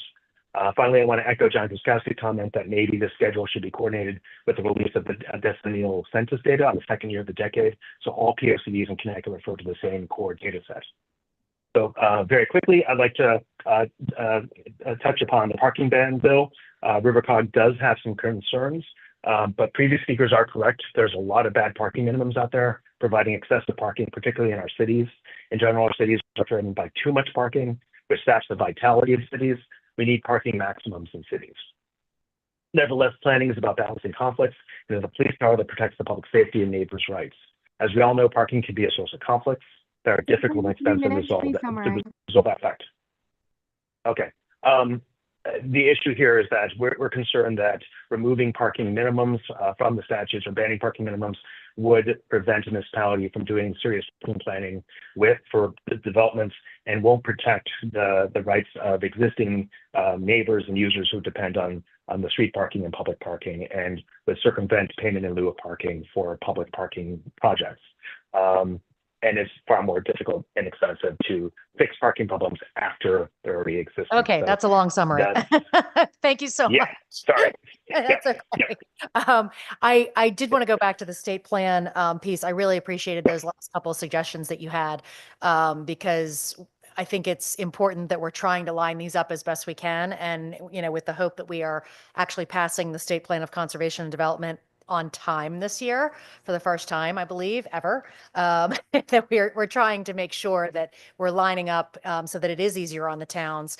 And I'm almost thinking that it could be something along the lines of like how we do car registration. It's like, okay, we can, roll it out sort of on a rolling basis and make it easier. But I also like the idea of lining up with the census tract. So I really appreciate all of those suggestions. I know this is, I believe, Senator Gordon's bill, but I know he is also open to suggestion as well. He had to duck into another meeting for a few minutes, but I'm sure he would appreciate you being here. We do have a question from Representative Haynes.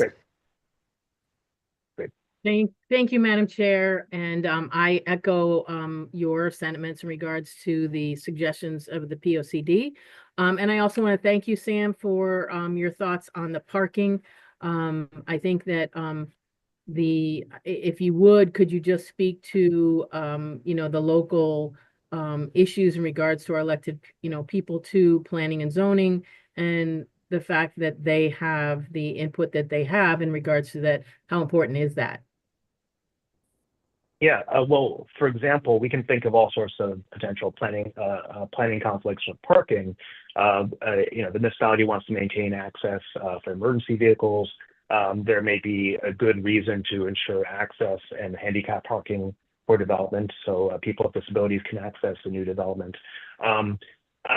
In many cases, we do have too much parking, but it's still a legitimate concern for municipalities and planning and zoning commissions to take into consideration. And the concern with the language in the bill is that you may be having arbitrary individual negotiations with applicants, but not have a good language and statute to back that up.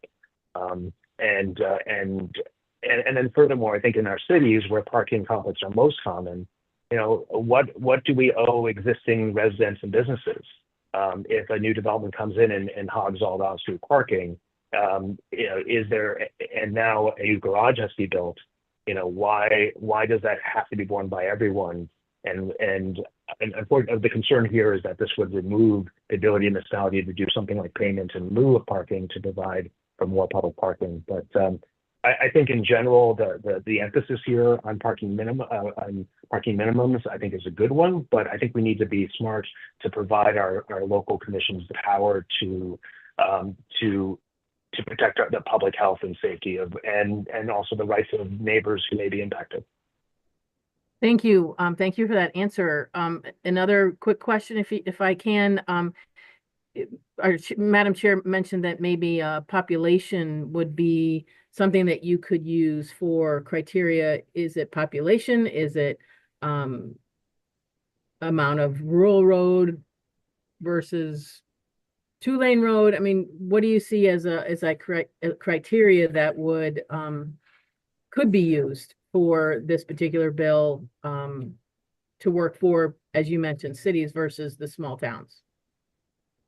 Yeah, I think the issue is maybe not necessarily population based, but it's some statement that if we repeal parking minimums, that some statement in the statutes to say that parking still remains an important and legitimate item that planning and zoning commissions may consider in the proposal and approval process.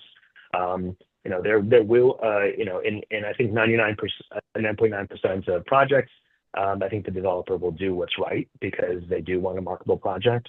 But in some cases, I'm concerned that the commission will lose any leverage to address legitimate impacts that could be caused, and to preserve their ultimate responsibility, which is protecting the public's health, safety, and welfare. Well, thank you. Thank you, Sam. You're always so thoughtful. Appreciate it. It's good to see you up here. And thank you, Madam Chair. Thank you so much. Thank you. Representative Winter. Thank you, Madam Chair. Thank you, Sam, for your testimony. I want to learn more about your public health and safety concern. We heard earlier from testimony that from the smaller towns like Sharon to larger municipalities like Bridgeport and Hartford, they all don't have parking minimums. Are you aware of any issues in terms of emergency vehicle access? I think was the public safety concern you mentioned in those municipalities. So I think, if you look at, like, let's say a city of Hartford or some of our other cities I used to work in Waterbury, we have an oversupply of parking in a majority of our municipalities. So, but just because in those places there's an oversupply and it will take probably decades of development to really fill up that supply, doesn't mean that the issue of parking does not exist theoretically for a future development. And I think the issue here is maybe shifting the burden from the applicant, so having these rigid minimums that may not have any connection to the reality on the ground, to actually having rational parking planning that sort of establishes, okay, in downtown Hartford, we have all these surface lots and public garages.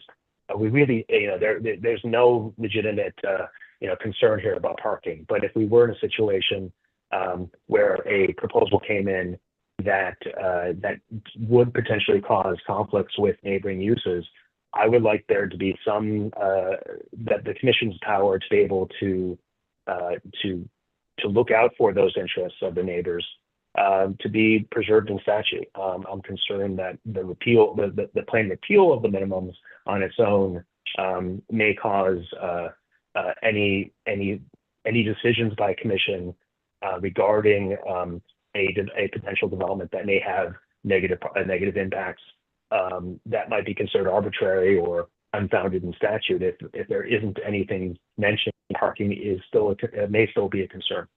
So I think the issue is that this is in the right direction, but there are millions of different permutations of future projects that could be impacted by this, and I think we just want to maintain the Land Use Commission's power to be able to look out for the interests of the city or the town or existing people who are depending on that parking. Thank you. I heard that and I understood it, but I also thought I understood you to say that there was a core public health and safety concern. Am I understanding that correctly as well? If so, what is it? Oh, yes. So the issue here is that there's no parking minimums required, and a municipal planning and zoning commission believes there should be a fire lane for parking of a fire truck, you could have an applicant argue, well, you can't require any minimum parking. Or if there was, a known a need for parking for people with disabilities, there's no there. They could also point to the statute and say, sorry, we don't have to accommodate that. So that's the concern there. Unfortunately, the worst case scenarios do happen sometimes. And so that's where I could see there being some conflicts. I would hope that this is not a scenario that would happen very often, but it's very possible that under other sections of the general statutes, there may be provisions to compel a developer to provide that emergency access or parking for those vehicles. But I'm not familiar with whether that's true or not.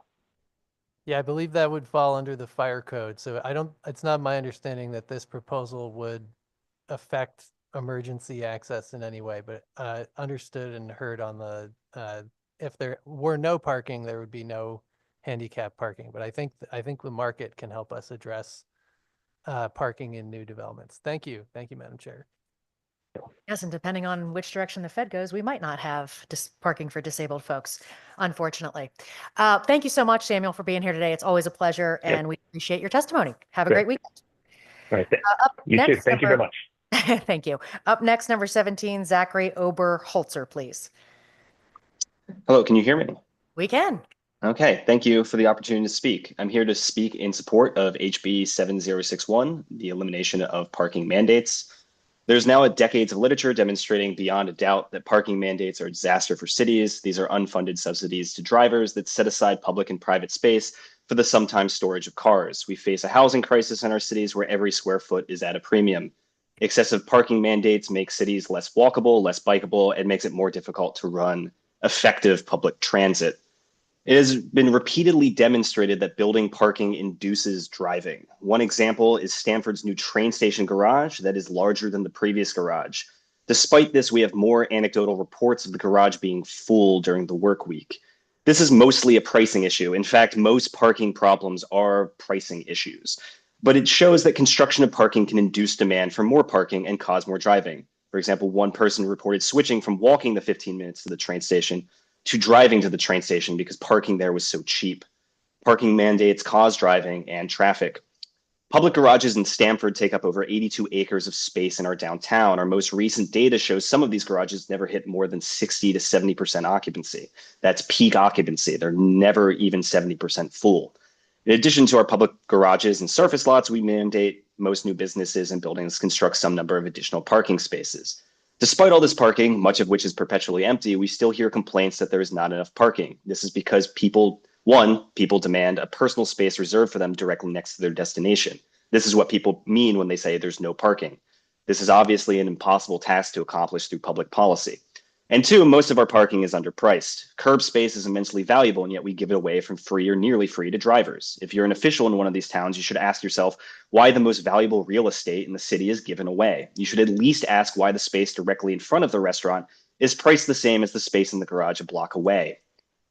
This is not a call to eliminate parking construction. We will still have our public garages, we will still have our street parking, and businesses will still be free to construct as much parking as they desire. We're simply ending the costly mandates that demand businesses constructing parking that they have no need for. Some might say that the city is a better judge of how much parking they need, but the truth is all the parking mandates and zoning laws are pseudoscientific. Finally, parking mandates make the construction of missing middle housing, duplexes, fourplexes, row homes, and ADUs incredibly difficult, if not impossible. Some estimates for a single parking space are as much as $20,000, more if you have to build a garage or place them underground. You can see how this makes building affordable housing impossible. If I still have time, since there's like a lot of discussion of rural towns are not immune from over parking. One good example is from Henry Grabar's excellent book, Paved Paradise, where a business tried to put a parking garage next to their office building in the middle of a highway confluence. So literally no other way to get there than by driving. They wanted to put one parking space per desk in the office building, and the developer talked them to building just 80%. that parking garage never went above 80% full. So even in rural places where people have to drive everywhere, they're not immune to this over parking problem. So please support the elimination of costly parking mandates, and thank you for your time. Thank you so much. And I believe we do have a question from our rural representative, Representative Dubitsky. Thank you, Madam Chair, and thank you for coming in. I know the most of your comments were obviously directed at cities. Mm-hmm. You mentioned in your comments a lot about biking places, walkable communities, transit, things like that, office buildings, none of which exist where I represent. You gave one example of an instance where a person built more parking than was necessary. Do you know if that was mandated by the zoning regulations? I believe in that case, it was not a zoning mandate. It was the whatever bank was building this office building. They thought they needed this parking. And the developer who had worked on many parking projects had like done some research and realized they'd never used more than 60-70% of the parking in his other projects. And it's like, well, you're wasting all this money and concrete and time. So what if I build you a little bit less parking and you'll save, I think it saved them $10 million to shrink the size of the garage. So that was not an example of a zoning mandate. That was the business actually thinking they needed more parking than they actually needed. Gotcha. So even if they had eliminated all of the zoning requirements for parking, it wouldn't have changed what was going on in that instance. Yeah, businesses tend to overestimate how much parking they need. There's definitely a fear that they will not have enough. I know you didn't really ask me about this, but I do want to talk about rural towns, if I may, for a moment, because it's obviously a concern to you because that's what your constituency. I think what I think about rural towns is they still can build too much parking, and parking can make their downtowns less walkable. When I think of what I like in a nice town, and maybe this is just me, but even if I have to drive to that downtown, I'd like to park there and get out and be able to walk around, and it's kind of nice and all the little shops are next to each other.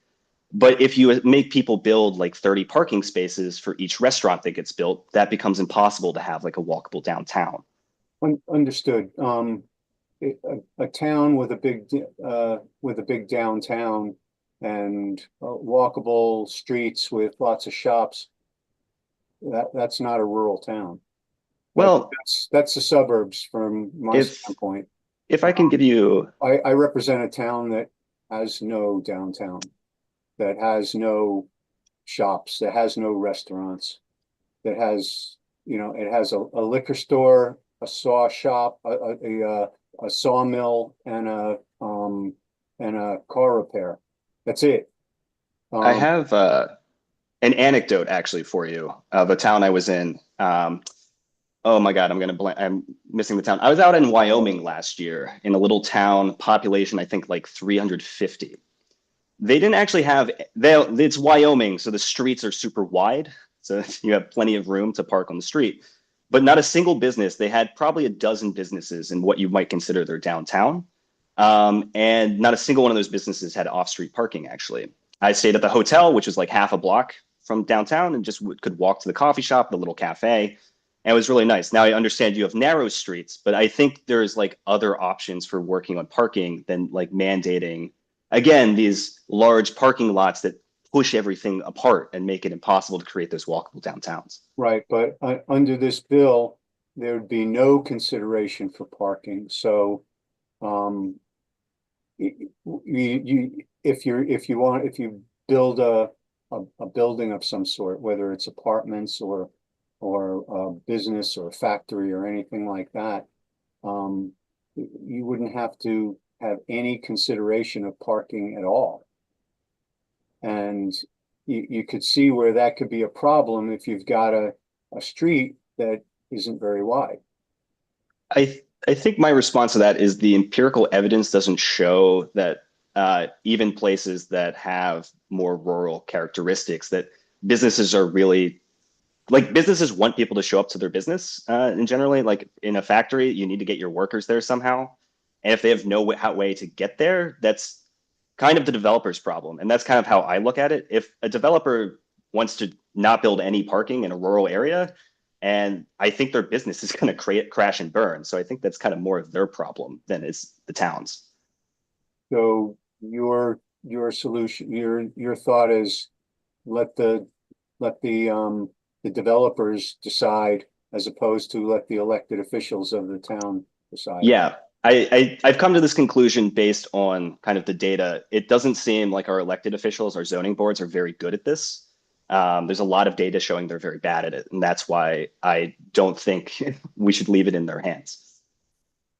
Gotcha. And you found that the developers are good at it?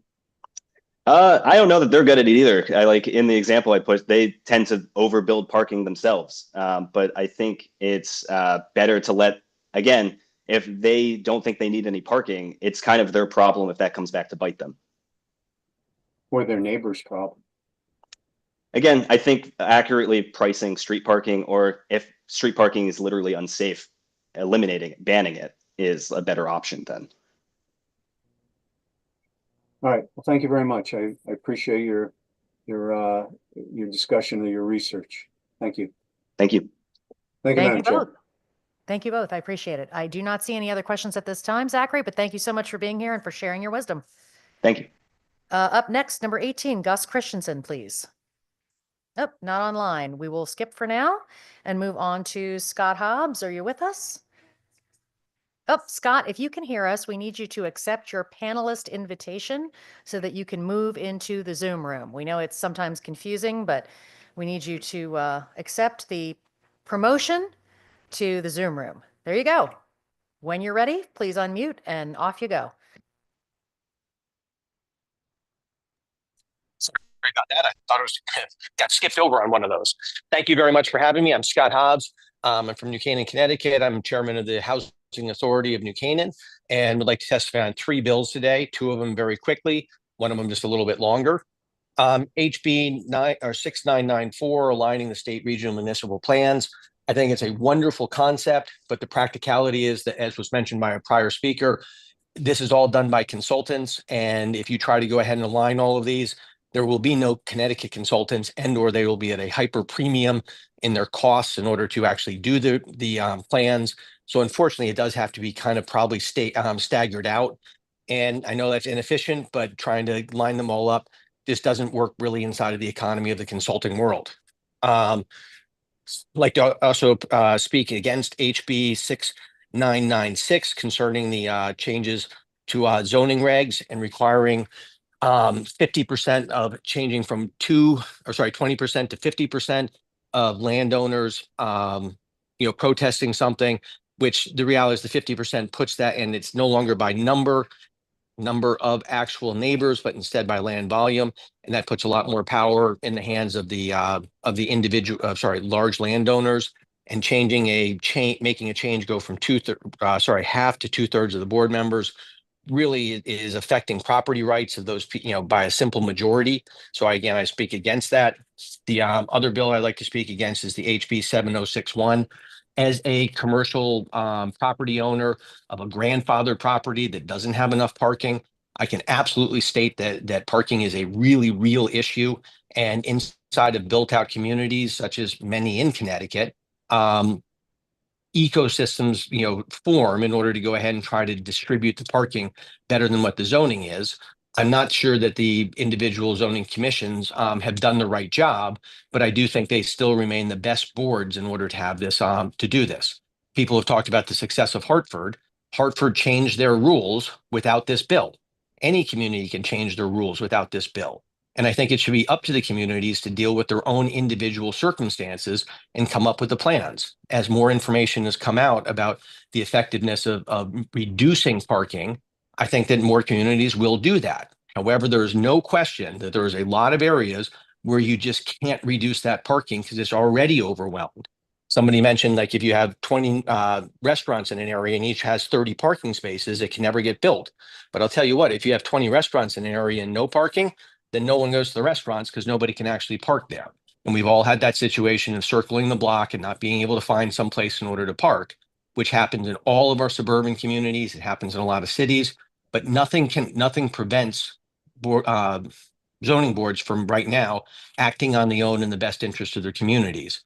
I don't think that we need to have Hartford go ahead and impose and say, you can't do this, and this can't be a tool that is available to the different commissions. Thank you. Thank you so much for your testimony. I am not seeing any questions at this time. Have a lovely afternoon. We appreciate you being here. Thank you. Number 20, Robert Wilkins. I don't see him online and not in person. Number 21, Jay Stange. He is joining us in person.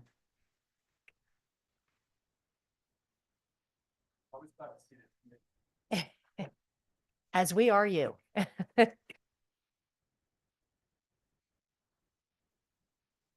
Chairs Kavros DeGraw and Rahman, ranking members Zullo and Gordon, and distinguished committee members. My name is Jay Stange. It's just like strange without the R. And I live in West Hartford, Connecticut. I'm a strong supporter today of House Bill 7061, an act concerning mandatory minimum parking requirements. I'm an advocate, as many of you know, for prosperous, sustainable communities in our state. And I urge you to advance this critical reform to eliminate costly and harmful parking mandates in Connecticut. Like most states and provinces in North America, Connecticut's post-World War II land use and housing and transportation development patterns have prioritized auto-centric suburban development. And I don't need to tell you that this approach in Connecticut relies heavily on public subsidies at all levels of government to build and maintain roads, provide utility infrastructure, support mortgages, and provide almost $1 billion a year in direct public transportation supports. So these policies seemed like a great idea in my parents' generation. They needed to spark and fuel a post-New Deal, post-World War II economy. But today, in 2025, I think we're literally choking and sputtering on the unintended impacts of 70 years of support for this kind of a development pattern. So I want to say that in recent years, I think this committee, the leadership of this committee has in particular done a fantastic job raising concepts to address housing, affordability, sprawl, pollution, and socioeconomic disparity that's found in our current suburban development focus. So thank you to this committee for all your work. Transit-oriented communities, I hope we get a work-live-ride bill for the governor to sign this year. I'm excited about the next generation of transit riders and funding for Shoreline East that's happening, and HB 7061 provides a really small technical change to the statute that I think will go a long way to streamline and focus home building and development efforts in our state at zero cost to the taxpayer. I have a lot of examples from my town that I've included in my written testimony. So I'm gonna leave that to you to look at later. I know we have a lot of people today to talk. Parking mandates in Connecticut restrain local builders and business owners, drive up rents and home costs, and write suburban development into law. So let's get rid of minimum parking mandates today. I'd like to close with an example of how, notwithstanding Rep. Dubitsky's comments about rural Connecticut towns, I want to close with an example of how ridiculous and harmful existing minimum parking requirements can be. Each year in West Hartford, the busiest shopping day of the year is Black Friday. And my kids and I go to a local big box retail home improvement store in our town to enjoy the sales prices. And on our way out, we set up a wiffle ball game. There are literally acres of empty parking spaces there, so I can safely try out my slider on my 10-year-old and not worry about either of my kids' safety in that parking lot. The construction cost for those hundreds of spaces hurts the developer's bottom line. The impacts from impermeable surface runoff hurts our town. Ask any nerdy town manager that has to pay for steel for stormwater, and they will tell you this is true. And the wasted space hurts residents who desperately need more affordable housing. Thank you for your support for this bill today. Thank you so much for your testimony. So I want to just go on that, stick with that permeable theme because Senator Gordon had mentioned it earlier. If you could just expound on that a little bit about what a, cost in terms of our environment and stormwater and all that is, that would be great. There are some really progressive planning and zoning and planning bodies in Connecticut that have started doing green infrastructure to reduce and sort of capture runoff that is growing each year as our climate changes. You look in central Connecticut this year at some of the rain impacts. And I think that addressing surface runoff from parking lots that are surface parking lots in Connecticut is an issue that a lot of town managers wrestle with. Former West Hartford town manager Matt Hart, who's now the Capital Region Council of Governments director, will frequently could be found after meetings complaining about the tens of millions of dollars that he needed to come up with annually to deal with stormwater runoff. And so green infrastructure, which I know this committee supports, is a fantastic idea, but reducing surface parking that is unneeded in our state is an amazing way to also address that concern and to save our towns and our waterways, save our towns money and save our waterways for public health reasons. It's funny. I know that big box store to which you reference, and my daughters would say they could have played wiffle ball as well because they've spent a lot of time in that store with their father as little girls. We do have a question or two from Representative Dubetsky for you. Thank you, Madam Chair. Thank you for coming in. Very much appreciate your testimony. Now, you're from West Hartford, right? Yes, sir.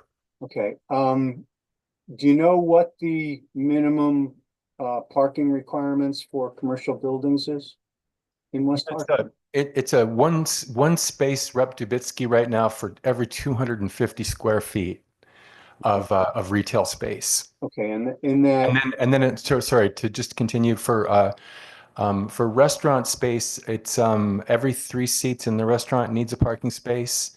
And then for our recently implemented accessory dwelling unit requirement, there's 1 off-street space required. And my friend, Town Council Member Ben Winograd, would probably argue with me on this and say that some of the enacting ordinances language around the spacing to the edge of the lot was a consideration, but we haven't built very many ADUs in West Hartford since that ordinance was passed. And I think it has a lot to do with the lack of off-street or with the off-street parking requirement, because we have a very strict ordinance in West Hartford that between 2 a.m. and 5 a.m. there's no on-street parking allowed. Okay, so that's not in the zoning regulations. That's a town ordinance. Yes, sir. You mentioned that there were times when there were wide open swaths of parking area where you could play wiffle ball. Was that in a commercial parking lot?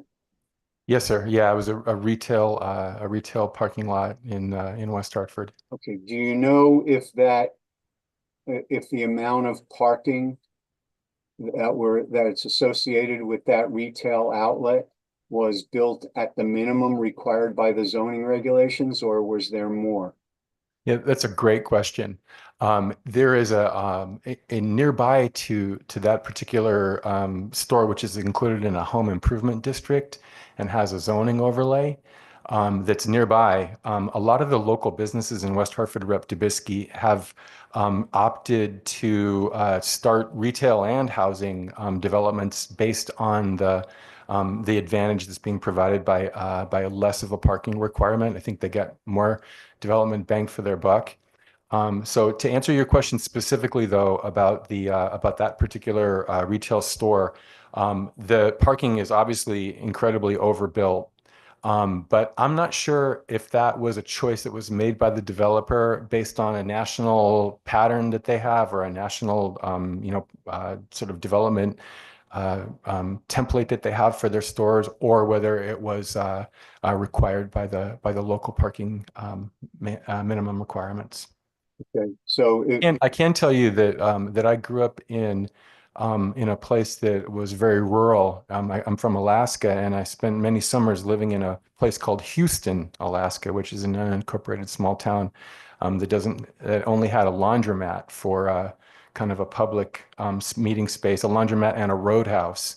And I'm really sensitive to your excellent questions about how this affects rural residents, because I see those are great questions. And you know, in West Hartford, people aren't allowed to park on their lawn.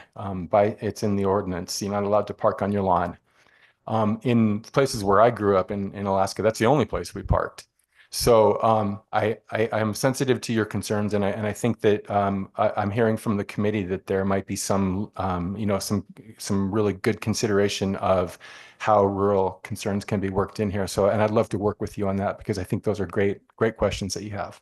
Well, thank you. I appreciate that.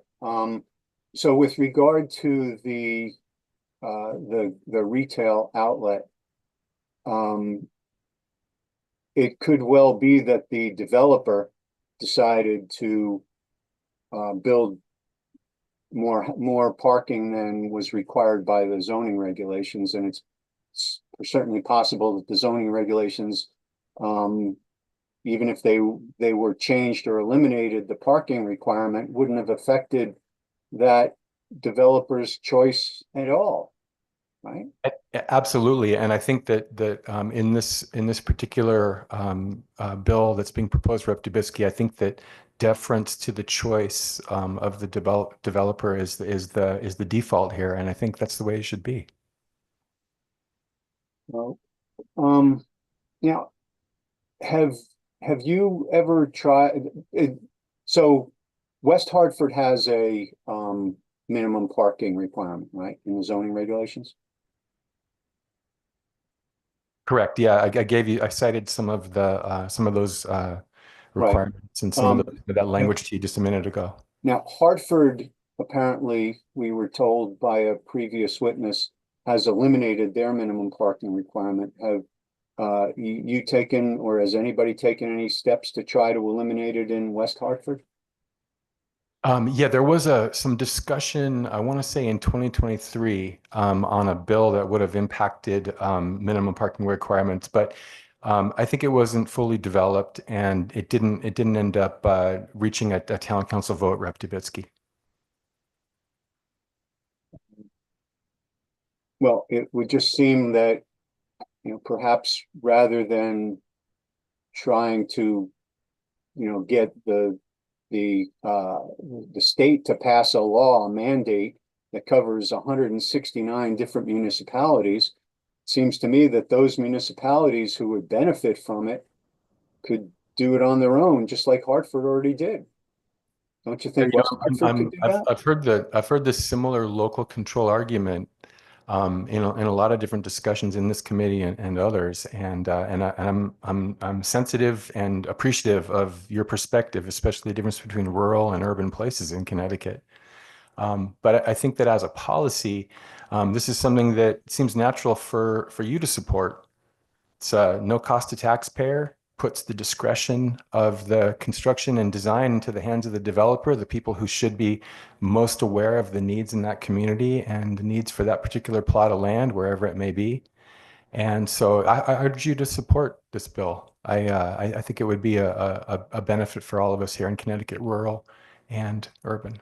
Well, one would think that the people who sit on the zoning commissions, many of whom have lived in the towns their whole lives, and some of whom have been on zoning commissions for 20, 30 years, know every house, every road, every nook and cranny of the town, and are elected by the people of the town, would have a better idea of what is safe, what is appropriate, what works and what doesn't work in a town, than a developer who may have never stepped foot in the town and simply purchased a lot sight unseen and wants to maximize his profits on it. You know, I see, you know, from the standpoint of somebody who lives in a small town, it certainly sounds like we would want the people of the town to decide, as opposed to somebody who doesn't even live here. Rep. Dubitsky, is there a question there, sir? Yeah, I asked you one, but you didn't answer it before, so we'll just move on. Thank right, you very much, Madam Chair. Appreciate it. And thank you for coming in. I very much appreciate your perspective. Yeah, thank you so much. And I really mean it about doing whatever I can to work with you to make sure that that towns like yours are addressed in moving this bill forward. Thank you. Thank you so much, Ajay. Thank you so much. Thank you for everything you do. I really appreciate it. Very important bill. You came in here, took time and testify. And we don't have any other question at this time. Thank you, everybody. You're welcome. Thank you. And Alexia Harrison. Alexia? She's here? She is not. Moving to number 23, Casey Moran. Casey Moran. Yes, I'm here online. Yes, I hear you. Thank you. Wonderful. Good morning, Chair Kravs-Tagra, Chair Rahman, Ranking Member Zulu, Ranking Member Gordon, and distinguished members of the committee. I'm here to testify in strong favor of HB 7061, an act concerning mandatory minimum parking requirements. If I may, the proposed bill is an acknowledgement of planning harms and an act of humility. As the co-founder of CT Parking Reform, this issue is near and dear to my heart. Why have I become so obsessed with parking? Simply, I absolutely adore the traditional Connecticut walkable town center, and I dare to ask, why don't we build them like we used to? It turns out these parking minimum requirements, also known as parking mandates, are almost entirely to blame. So what is a parking mandate, you might ask? It is a government regulation that dictates to property owners the exact amount of parking they are required to build for every single use. It is an unfunded mandate borne by residents and a mandate for a singular form of transportation, the motor vehicle. They harm the environment through flash flooding, runoff, pollution, and added heating. They harm families searching for housing as they increase housing costs. And finally, and most importantly to me, is they greatly reduce small business generation and strangle walkable communities. Let me frame the context of how they are set. A group of planners decided decades ago to get together in a room, assume that the only way people moved was in a car, and guessed. The end. Now, you probably don't believe me, but think to yourself, how much parking should a new bowling alley provide to its patrons? If you ask Hartford, who did away with their mandates 10 years ago, the answer is 0. If you ask rural Woodstock, which has not had parking mandates ever, the answer is also 0. Willimantic, the answer is 2. That could be reasonable. If you ask Westport, it's 5.5 spaces per bowling lane. And then if you ask West Hartford, the answer is, and I kid you not, 8 parking spaces per bowling lane, which stretches the imagination. At CT Parking Reform, a group of volunteers from all walks of life in every corner of Connecticut mapped the town center districts of every single Connecticut town. We mapped an area representing 1.5% of the entire state, but its most walkable, most desirable districts, and we found no fewer than 630,000 parking spaces existed. By any reasonable measure, we have more parking than is needed in Connecticut already, and that's before considering the out-of-town big box stores and strip malls with vast parking fields. For instance, the Kohl's in Manchester was required by law or by local regulation to have 273 parking spaces. A bit excessive, I would think. We encourage you to go to ctparkingreform.org to check out our map yourself. But this already works in Connecticut, both large and rural communities. Jurisdictions around the country are reforming their laws to chart a future that is more supportive of small businesses, farms, and families, and it would be wise for Connecticut as a state to join the movement. Thank you, and I'm happy to answer any questions. Thank you so much. I don't see any question at this time. This is why, thank you for testifying, and this is why we're having the public hearing. Thank you, sir. Cool. Our next speaker, Roger Sensory.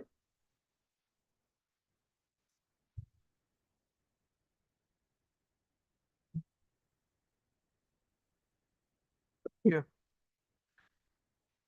It's usually pronounced Roger Senserik, but no one does it right, so it's fine. No worries. So my name is Roger Senserik. I am resident in East Haven, Connecticut. I am here to testify in support of HB 7061, the parking minimums bill.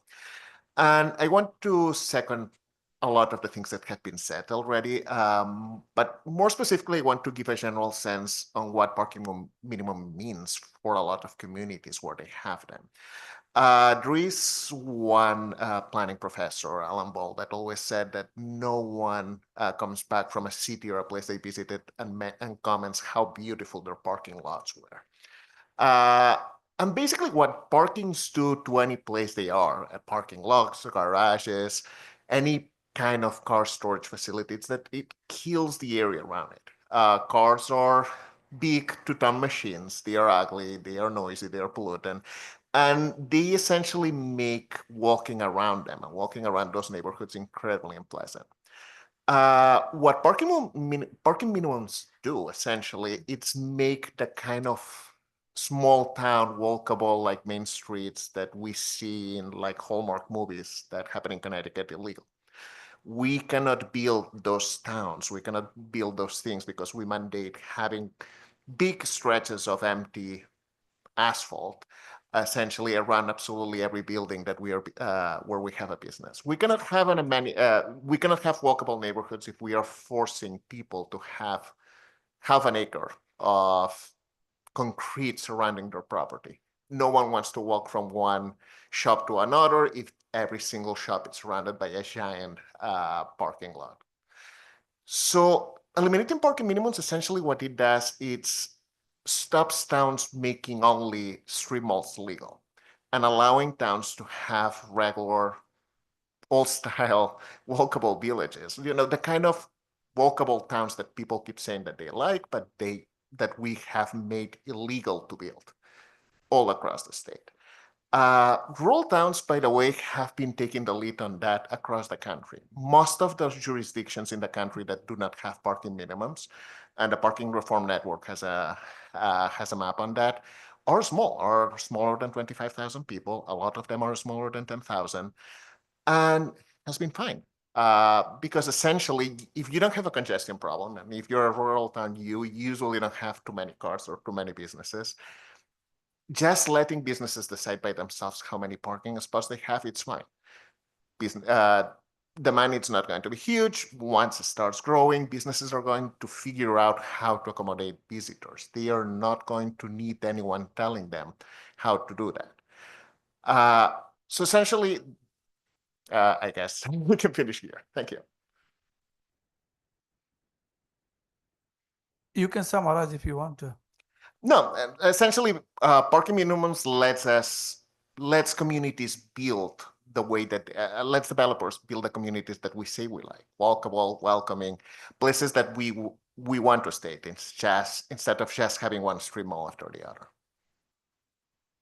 All right, thank you so much for your testimonial. We don't have any question at this time. Thank you. Thank you.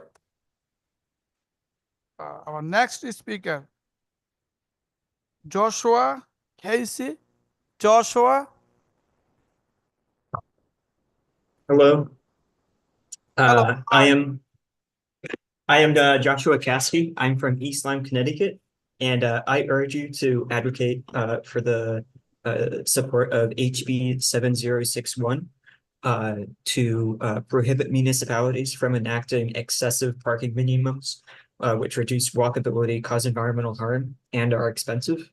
I see expansive parking lots throughout my town in Connecticut, even in the desirable, what should be a very walkable downtown Niantic. However, there is one huge parking lot behind a movie theater. It's, I don't know, probably a couple hundred, maybe 300 parking spots. Rarely do I see it full, which just shows how parking minimums are just excessive. They are not needed. With that being said, even though they are empty most of the time, the businesses, they still thrive. They are still setting record sales. They're still thriving attractions to tourists, which again shows that parking minimums do not preclude business profitability. In fact, parking minimums does cost East Lyme monetarily. Each parking space costs at least $5,000, probably even more in dense environments like Niantic or Mystic, for example. And this greatly hinders businesses in East Lyme, as it is just so hard to get that funding for the business itself, not to mention the hundreds of thousands of dollars to build dozens, if not hundreds of parking spots. And this just reduces how accessible starting a business is in Connecticut. So in addition, businesses, in addition to businesses, parking minimums have reduced how much housing can be built, because again, it reduces that accessibility of the building of housing due to the excessive costs. And this bill is key to start to solve the affordable housing crisis in Connecticut. Parking minimums also cause environmental harm as well, due to the carbon emissions from construction, as many have said, from increasing driving. I would like to specifically speak to the runoff from parking lots. In East Lyme, this has been a problem with some flooding in parts of the Niantic area, specifically on East Petacansett Road. It has also increased pollution into the Long Island Sound, which is critical for our economy as a beach and tourism town. I don't know about last year, but a couple of years ago, there were several days after rainstorms where runoff from the parking lots went into the sewers, and it caused them to overflow and release untreated sewage water into the bay, causing many beaches in the area to close. Yeah, and then lastly, I would just like to say that this bill does work. It has promoted development in other areas, like Sandpoint in Idaho, with only 10,000 people. So this does work in small towns. It works in big towns. It works in cities. And it will help our economy grow, and it will help our affordability in Connecticut. I welcome any questions. Well, thank you so much for taking time and sharing your thought and idea. I see Rep. Dubisky have question. Thanks. Thank you, Mr. Chair. Well, thank you for coming in. Very much appreciate it. Should train stations have a minimum amount of parking? Sure. I actually very much appreciate that question. I think it's very important for us to talk about. I think that there might be a case for some parking in train stations. However, I remember reading a report about a train station in East Lyme, Niantic, for example. And one of the reasons why it got denied was because it did not have enough space for the 220 parking spots, 220. That amount of parking is just not necessary. It actually hurts the ridership for trains, because it basically pushes the businesses, it pushes the homes further away from that train station. It makes it so much harder to walk to that train station from the people that live in these communities. It makes it harder to walk from the train station to businesses in the communities. And overall, it just hurts ridership. I do understand that there is I think there might be a purpose for parking in some cases at some level. But at the current level, I do not believe the hundreds of parking spaces required. I think that's too much, and it doesn't work. How about hospital? I would think that hospitals, overall, you need, like, people, they come from outside the city where there is no transit, I guess.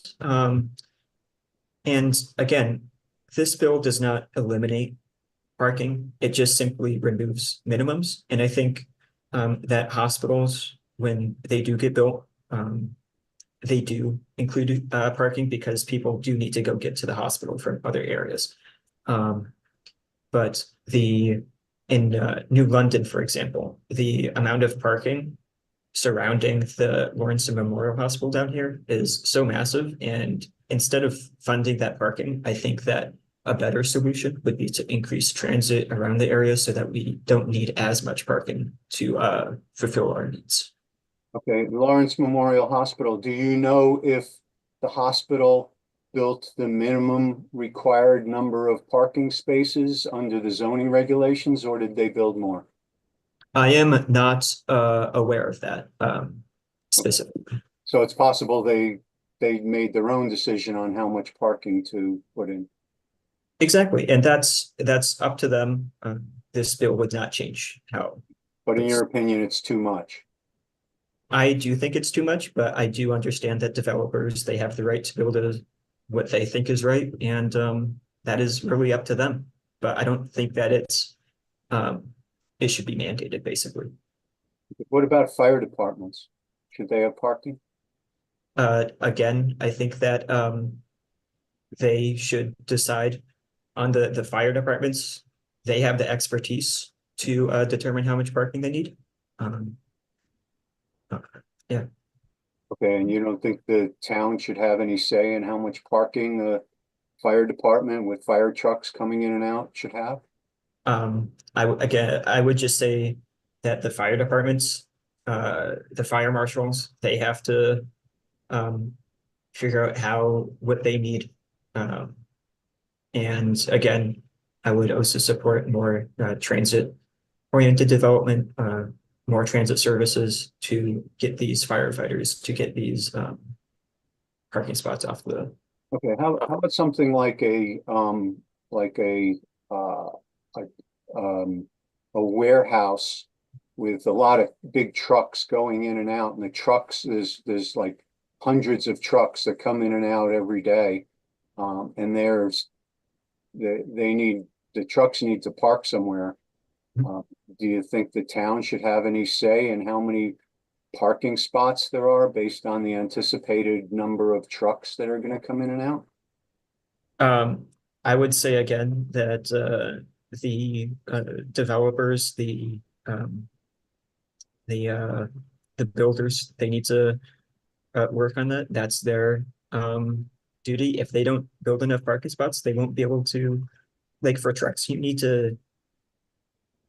can't have a bus taking goods like a truck can. So I don't deny that there is a use for truck parking spots, but that is up to the developers. And if they don't build the parking spots, then I guess the trucks won't. Okay, but if they get it wrong, it could cause a significant health and safety problem on the road. That would become the town's problem and the neighbor's problem, wouldn't it? I would say that is possible. I think that right now there is a bigger public health and safety concern with parking lots that causes pollution, that causes environmental harm. And the way that we have these regulations currently is wildly excessive. Parking minimums have been shown, or the removal of parking minimums have been shown across the country to not impact public safety. And you have data on that you might be able to share with us? Yes, I'm going to be submitting written testimony just after this. And I have found a couple studies showing cases in small towns like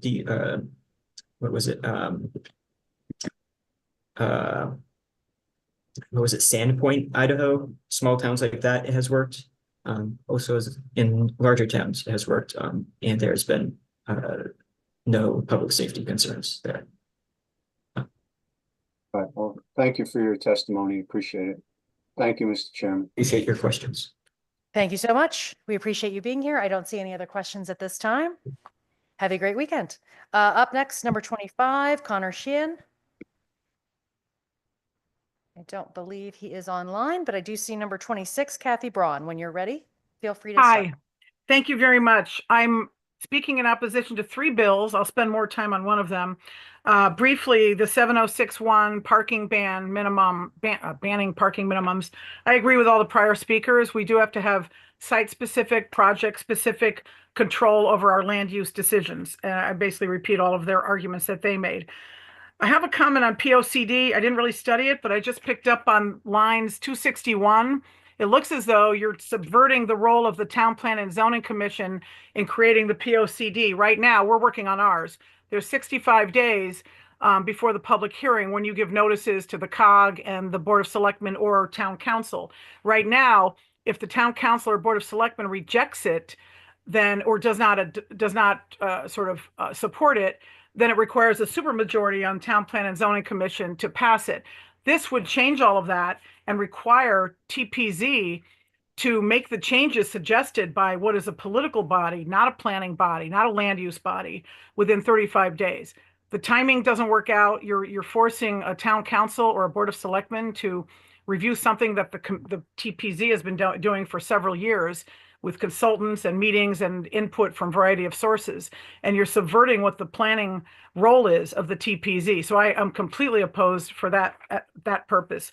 Getting back to the main one I wanted to talk about, which is 6996, which is the ability of neighbors within 500 feet of a proposed zone change to file a protest petition. Right now, 20% is needed, and if 20% file one, then a supermajority is required. This would make that 50%, which would be very, very difficult. This would turn on its head and reverse 66 years of public policy behind the original statute that was passed in 1959, which recognized the unique situation of proximity to proposed development. And that's why we have several sections of the zoning statute that acknowledge that proximity as giving people a special need for protection. And one is the right of appeal. If you're within 100 feet, you have standing to appeal without proving actual harm. The other is notices. A zone change requires notices to abutting neighbors. And the other one is this protest petition. There are many cases which cite this. Our Supreme Court has cited it repeatedly. One of them, Greenwood Manor 2014 case. We conclude that the legislature presumed as a matter of common knowledge that persons owning property within close proximity to a projected zoning action would be sufficiently affected to be entitled to appeal the decision to court. And that's based on the standing provision. But they're recognizing the unique situation someone is in because you can't move land. And development of land affects beyond the boundaries of that land. And this is recognized by our Supreme Court.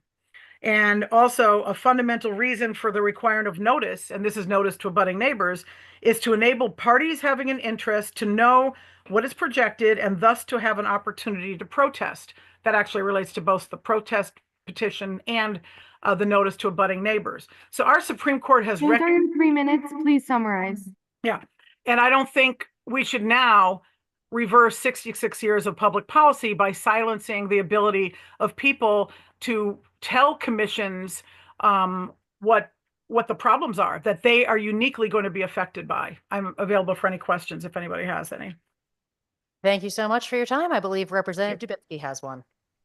I do. Thank you, Madam Chair. I was looking at that bill 6996, and I think I picked up on the same thing that you did.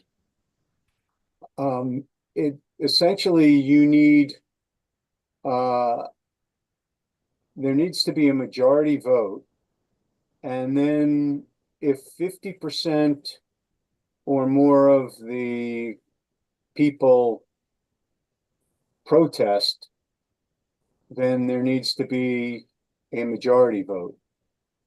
It makes no sense. It's duplicative. It's Same thing. duplicative. Yeah. Doesn't make any sense. The supermajority is required because of the situation of people saying this will affect me, and our Supreme Court agreeing with the legislature from 66 years ago. But by putting both those changes in this bill, you don't need both. You're basically eliminating the need for the supermajority outright. You don't need to say it twice. But I'm against it altogether, the change. Gotcha. Okay. That was my only question. I thank you for coming in. Thank you. Appreciate it. Yes, thanks for Thank you, coming Madam in. Chair. No other questions at this time, but a comment is that certainly we do have to revisit laws over the years. And I think it's especially important when you consider the housing crisis that we're in, that we are revisiting a lot of things so that we can potentially move forward as a state. So thanks so much for your time and have a great weekend. Thank you. Number 27, Jalen Daniels. Not seeing Jalen online. Number 28, Roger Senerick. I know Roger. Oh, he went already. Oh, I'm so sorry. What number are we on then? Oh, you switched some people around? Okay. Number 29, Tom Broderick. Not online. Number 30, Charles Gardner. Lucky Charles, I see you. Go when you're ready, go ahead. Yes. Hello, co-chairs Rahman and Cabros DeGraw, ranking members Zullo and Gordon, and members of the Joint Committee on Planning and Development. Thanks very much for allowing me to offer some informational testimony today. It's relating to House Bill 7061 on minimum off-street parking spaces. My name is Charlie Gardner. I'm a research fellow at the Mercatus Center, George Mason University. I study housing policy and affordability across the country. And as part of my research, I've recommended reforms to parking policy like those proposed in this bill as an important means of reducing housing costs. I do think it's also important to emphasize that in addition to the benefits for housing, these reforms are simultaneously pro-business and pro-environment. On housing, the empirical evidence has been growing to show how eliminating mandatory minimums helps encourage more housing production and decrease rents by getting government out of the way of builders. A single structured parking space can add as much as $50,000 to the cost of an apartment. And some have estimated that separating the cost of parking from housing enables lowering of asking rents by as much as $200 a month. If you're curious about reading more on this, I've submitted written testimony as well that has some citations to the most recent literature. But secondly, it's not just about housing. For Connecticut small businesses, parking mandates can present a heavy burden by requiring them to dedicate a large area for cars. In effect, it's an unfunded mandate, the cost of which has never been properly accounted for, but which is simply passed along to businesses. So eliminating minimums allows business owners in the market to decide what they need, not government regulators. And thirdly, the environment will benefit. Parking mandates require owners to construct more impervious area than they might otherwise want, which increases stormwater runoff and intensifies urban heat island effects. So this actually runs counter to the state's environmental objectives. This is an issue, furthermore, for small towns as much as big cities, since waterways are present in all Connecticut towns. A few points on policy. This isn't entirely new for Connecticut. As you may remember, Connecticut already suspended parking minimums during the pandemic. That was Executive Order 7MM. The result was a boom in outdoor dining since businesses were now allowed to choose whether to use parking spaces for car storage or seating for customers. It was popular, it was effective, and offers an indication of the flexibility the lack of minimums give our state's businesses. Connecticut has also it's begun reform with House Bill 6107 from a year or two ago, as well as the experience of Hartford, as you've heard from Sarah Bronin, Kate Rosen, and some others. You may hear today that even if this is a sound policy idea, why don't we allow towns to implement it instead? Two quick comments on that. First, I don't believe that Connecticut residents should have to battle town by town simply to regain individual property rights that they already should have, particularly in the context of high housing costs. And why should they already have those rights? Our State Zoning Enabling Act, which is codified at Section 8.2 of the general statutes, does not and has never granted Connecticut towns and cities the power to demand that Connecticut residents pay over their properties for parking. Simply not in there. This would simply clarify the scope of the Enabling Act. Could towns also do this through the police powers? Possibly. I'm not going to answer that today, but consider whether that would be an appropriate exercise of the power given, for example, how we enforce other safety laws such as speed limits. One very last quick point. I'd emphasize that these reforms do not prevent property owners from building as much as they would like, or prevent planning and zoning commissions from providing advisory information, coordinating with owners, nor does it prevent businesses from coordinating among themselves to share parking arrangements. It may actually encourage businesses to do this. Thank you very much for your time and for your work on behalf of our state. Thank you so much, Charlie. We appreciate your testimony today. I don't think we have any questions at this time, but I do appreciate you sort of responding to some of the other testimonies today because that will be useful for us as we continue our discussions on all of this. So thank you. Thank you very much. Have a good weekend. Thank you, Number too. 32, Zachary McCune. When you're ready, sir. Good afternoon, members of the Planning and Development Committee. My name is Zachary McEwen. I'm an advocacy manager with the Connecticut Conference of Municipalities. Thank you for the opportunity to testify. I want to focus my time here today on our concerns in opposition of HB 7061, which we've heard extensive comments on today. It's the mandatory minimum parking requirements.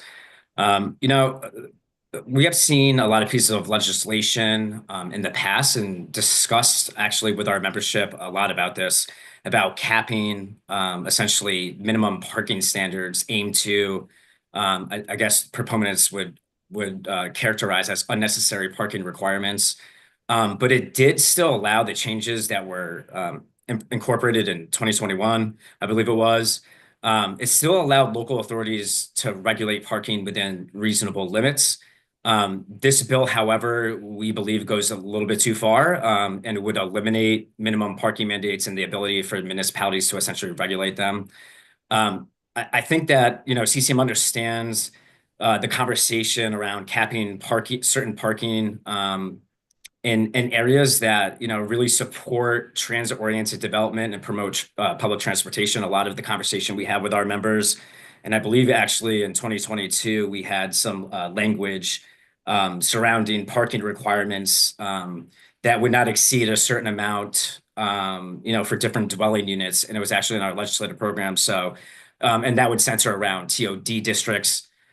So, I think our members do understand, maybe language revolving around that. However, I think, and our membership probably thinks that this bill is going a little bit too far in a blanketed way. And if there are concerns about unnecessary parking requirements throughout the state, I don't think that, having a blanketed policy like this is really the way to go. And, as we have in the past, we're happy to just try to work with language that, works for all municipalities. But, I think we've heard from a lot of different stakeholders today on their concerns about some of, what ignores some of the local realities on the ground. So with that, happy to answer any questions. Thank you so much for your time, Zach. I am seeing no questions right now. It seems to be a very light Friday here. So thank you for being here, and we hope you have a great weekend. Thanks. Up next, number 33, Renata Bertotti. I'm not seeing her online, which moves us on to number 34, Maria Weingarten, when you're ready. Hi, thank you for having me on. Good afternoon. My name is Maria Weingarten, and I'm here to talk about three bills. Concerns about HB 6994, and I think this might be partially being addressed, the fact that having all municipalities, it makes sense to be after the data is provided from the most recent census, but trying to have them all aligned to be due in the same year would be problematic, which I think is going to be addressed hopefully in some way. So another thought might be, and I'm not sure that the COGS or the state would like this, but if there's a refresh on the COGS and the state data, I guess at a 5-year cycle, and then it's a little bit more refreshed data. Maybe it doesn't work, but it's just a thought. Then this way, the 169 municipalities don't have to be changed. It's really then just the state planning and the COG planning, but I doubt they'll like that, but just a thought. Then also looking at 7061, agree with CCM's thoughts on this, that there is a need to understand that one-size parking doesn't make sense here. I know it's just eliminating minimum requirements, but there is a need for parking, and to not recognize a lot of the people who are testifying are city planner talking points that work in cities that have infrastructure that is funded by the state. That does not exist in so many parts of our state for so many communities. The roads are narrow. You can't have on-street parking. And so to do these things and to expect that it's going to that the builder will just do the right thing is not a good assumption to make, because you may not have adequate parking, or maybe they have less than what might be needed. So I think going to the biggest extremes of a big box store having a place where you can play wiffle ball because there's no one there is not a good example, and it does not represent necessarily the real concern here. And so this seems to be an overreach wage mandate to take away this. And I think that towns should be in the driver's seat here in making these decisions and making sure that they have adequate parking. And the assumption that it reduces the costs to an individual is not true, because if you have, not necessarily true, I should say, because if you need to have a car in communities where you don't have access to mass transit, and again, it's mass transit, not commuter transit that maybe only goes once an hour or once every 2 hours and doesn't have access to bus, you need a car. That is the fact of a lot of areas of Connecticut. So if you're in a city where you don't need it, that's one thing, and you should fix the planning around that if that's what needs to happen. But to make an assumption for all the other municipalities doesn't seem to make sense. And then the last bill I'll talk about is the 6996. That's the protest change. Again, I think the concern here is that it's about the land ownership around in that 500 feet of space, because if you're within the 500 feet, 3 minutes, please summarize. I will. So if you're within the 500 feet, there could be a large landowner who owns a larger plot. So making that percentage 50% might be concerning, because you may not be able to get to that 50% number. And so keeping it at a 20% allows someone to make the protest. The protest doesn't mean that they'll succeed. It just means that they have an opportunity to air the concerns that they have. Concerns about. Thank you. That has been 3.5 minutes now. Okay. Thank you so much. I'm seeing no questions at this time. Have a pleasant afternoon. Up next, number 35, Kevin McGuire. Hi, good afternoon. First of all, I just want to thank all the members of the committee for taking the time to hear all this testimony today. My name is Kevin McGuire. I'm a homeowner here in Stamford, Connecticut. I wanted to speak out in favor of HB 7061. A lot of the speakers today have spoken from a place of research and you're talking about a lot of the data behind parking minimums. That's not my background, but I did want to share my own personal kind of take on this about my neighborhood specifically. I love my neighborhood. I live in kind of not North Stamford. I don't live in downtown Stamford, just kind of the suburbs in between. And it's a great place to live. I'm raising a family here. And one of the things I love about it is the fact that at the end of the block, there is a little nestled in this area that's residential, is a commercial, zoned neighborhood commercial. So that means you have a pizza place, you've got a florist, and you've got some apartments above them. This is a great boon to our community. This means that, me and my son can just walk down the street and we can go get a sandwich on the weekend. People come and go, they drive, they walk, but it's easily accessible. It's a great thing. And I love that this is part of our neighborhood. And the only reason, though, it exists is because it was built before parking minimums. It predates the invention of parking minimums here in Stamford, which means that all these businesses are, they're close, they're easily accessible. You can walk to one to the other along the road, and there's not a ton of parking lots that you have to walk through, which makes it a lot more enjoyable to visit. And I was curious about this, so I actually did the math. I looked up the square footage, the number of apartments, of all these things to figure out how much parking you'd have to do if you wanted to build this in 2025. And it turns out the parking that was built there is you'd have to build 30% more parking.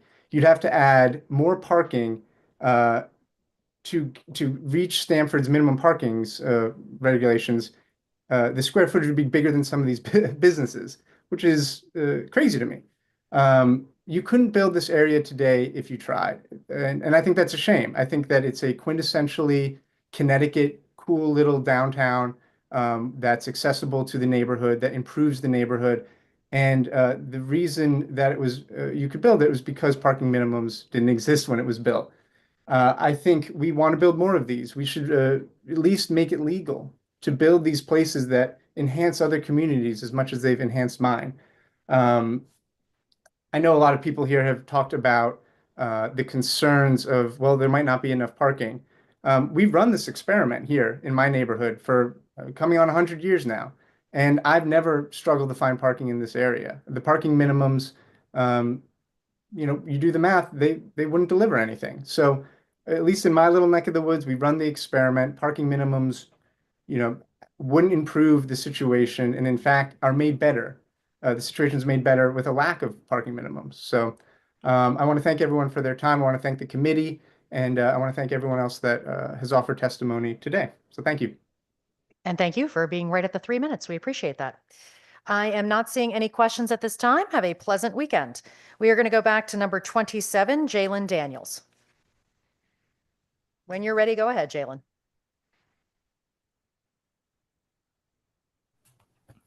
Hello, am I heard? You are good to go. Hi, how's it going?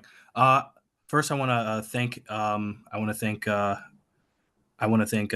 of you guys for letting me testify today. Thank you so much for the opportunity to testify. I'm here in support of HB 7005, an act concerning designation of certain municipalities, referred to the Municipality Finance Advisory Commission as a Tier 1 municipality. My name is Jalen, and I'm from Ansonia, Connecticut. I'm writing this because I believe that HB 7005 is an essential first step in ensuring financial stability in small municipalities, particularly those facing economic hardship. This legislation is crucial because it mandates that any municipality with a population under 25,000, referred to by the Municipality Finance Advisory Commission, that must be designated as a Tier 1 municipality. This designation triggers an additional oversight and financial planning requirements, which are necessary to prevent fiscal mismanagement and to assure that small towns receive the support they need before financial instability escalates into a crisis. As we know, smaller municipalities often operate with limited resources and staff, making it a lot more difficult to absorb financial missteps and unexpected economic downturns. Unlike larger cities, which have more diversified revenue streams and financial reserves, smaller towns face greater challenges when unexpected financial issues arise. This bill ensures that when a town is identified as struggling, the state steps in with the oversight and guidance to prevent long-term consequences for its residents. Many communities across Connecticut have experienced growing concerns, have expressed growing concerns among residents regarding financial transparency and accountability in the local government. Instances of mismanaged funds and administrative inefficiencies had led to a frustration and uncertainty. Without proper oversight, mismanagement at the municipal level can result in cuts to essential services, increase in tax burdens, and diminished quality of life. By proactively designating these municipalities as Tier 1 and requiring them to submit a 5-year fiscal plan, this bill would ensure that local governments have a structured approach to financial recovery and stability.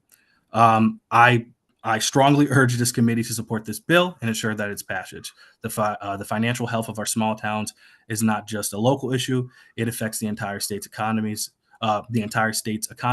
and stability and growth. By implementing this measure, Connecticut can take a proactive stance in safeguarding our communities and ensuring that every municipality, regardless of size, has the tools and oversight necessary to be successful. Thank you so much. I appreciate it. Thank you so much. You were almost exactly on time. Perfect. Almost. You did great. Thank you very much for testifying today. We appreciate it. It's good to hear various perspectives on that specific bill because we're trying to understand how to make this work without undoing some of the work we did with this last year. So thank you very much. I am not seeing any questions, but have a great weekend. Thank you. We're going to go back to our regular order. Number 36, Kirk Carr, please, when you're ready, sir.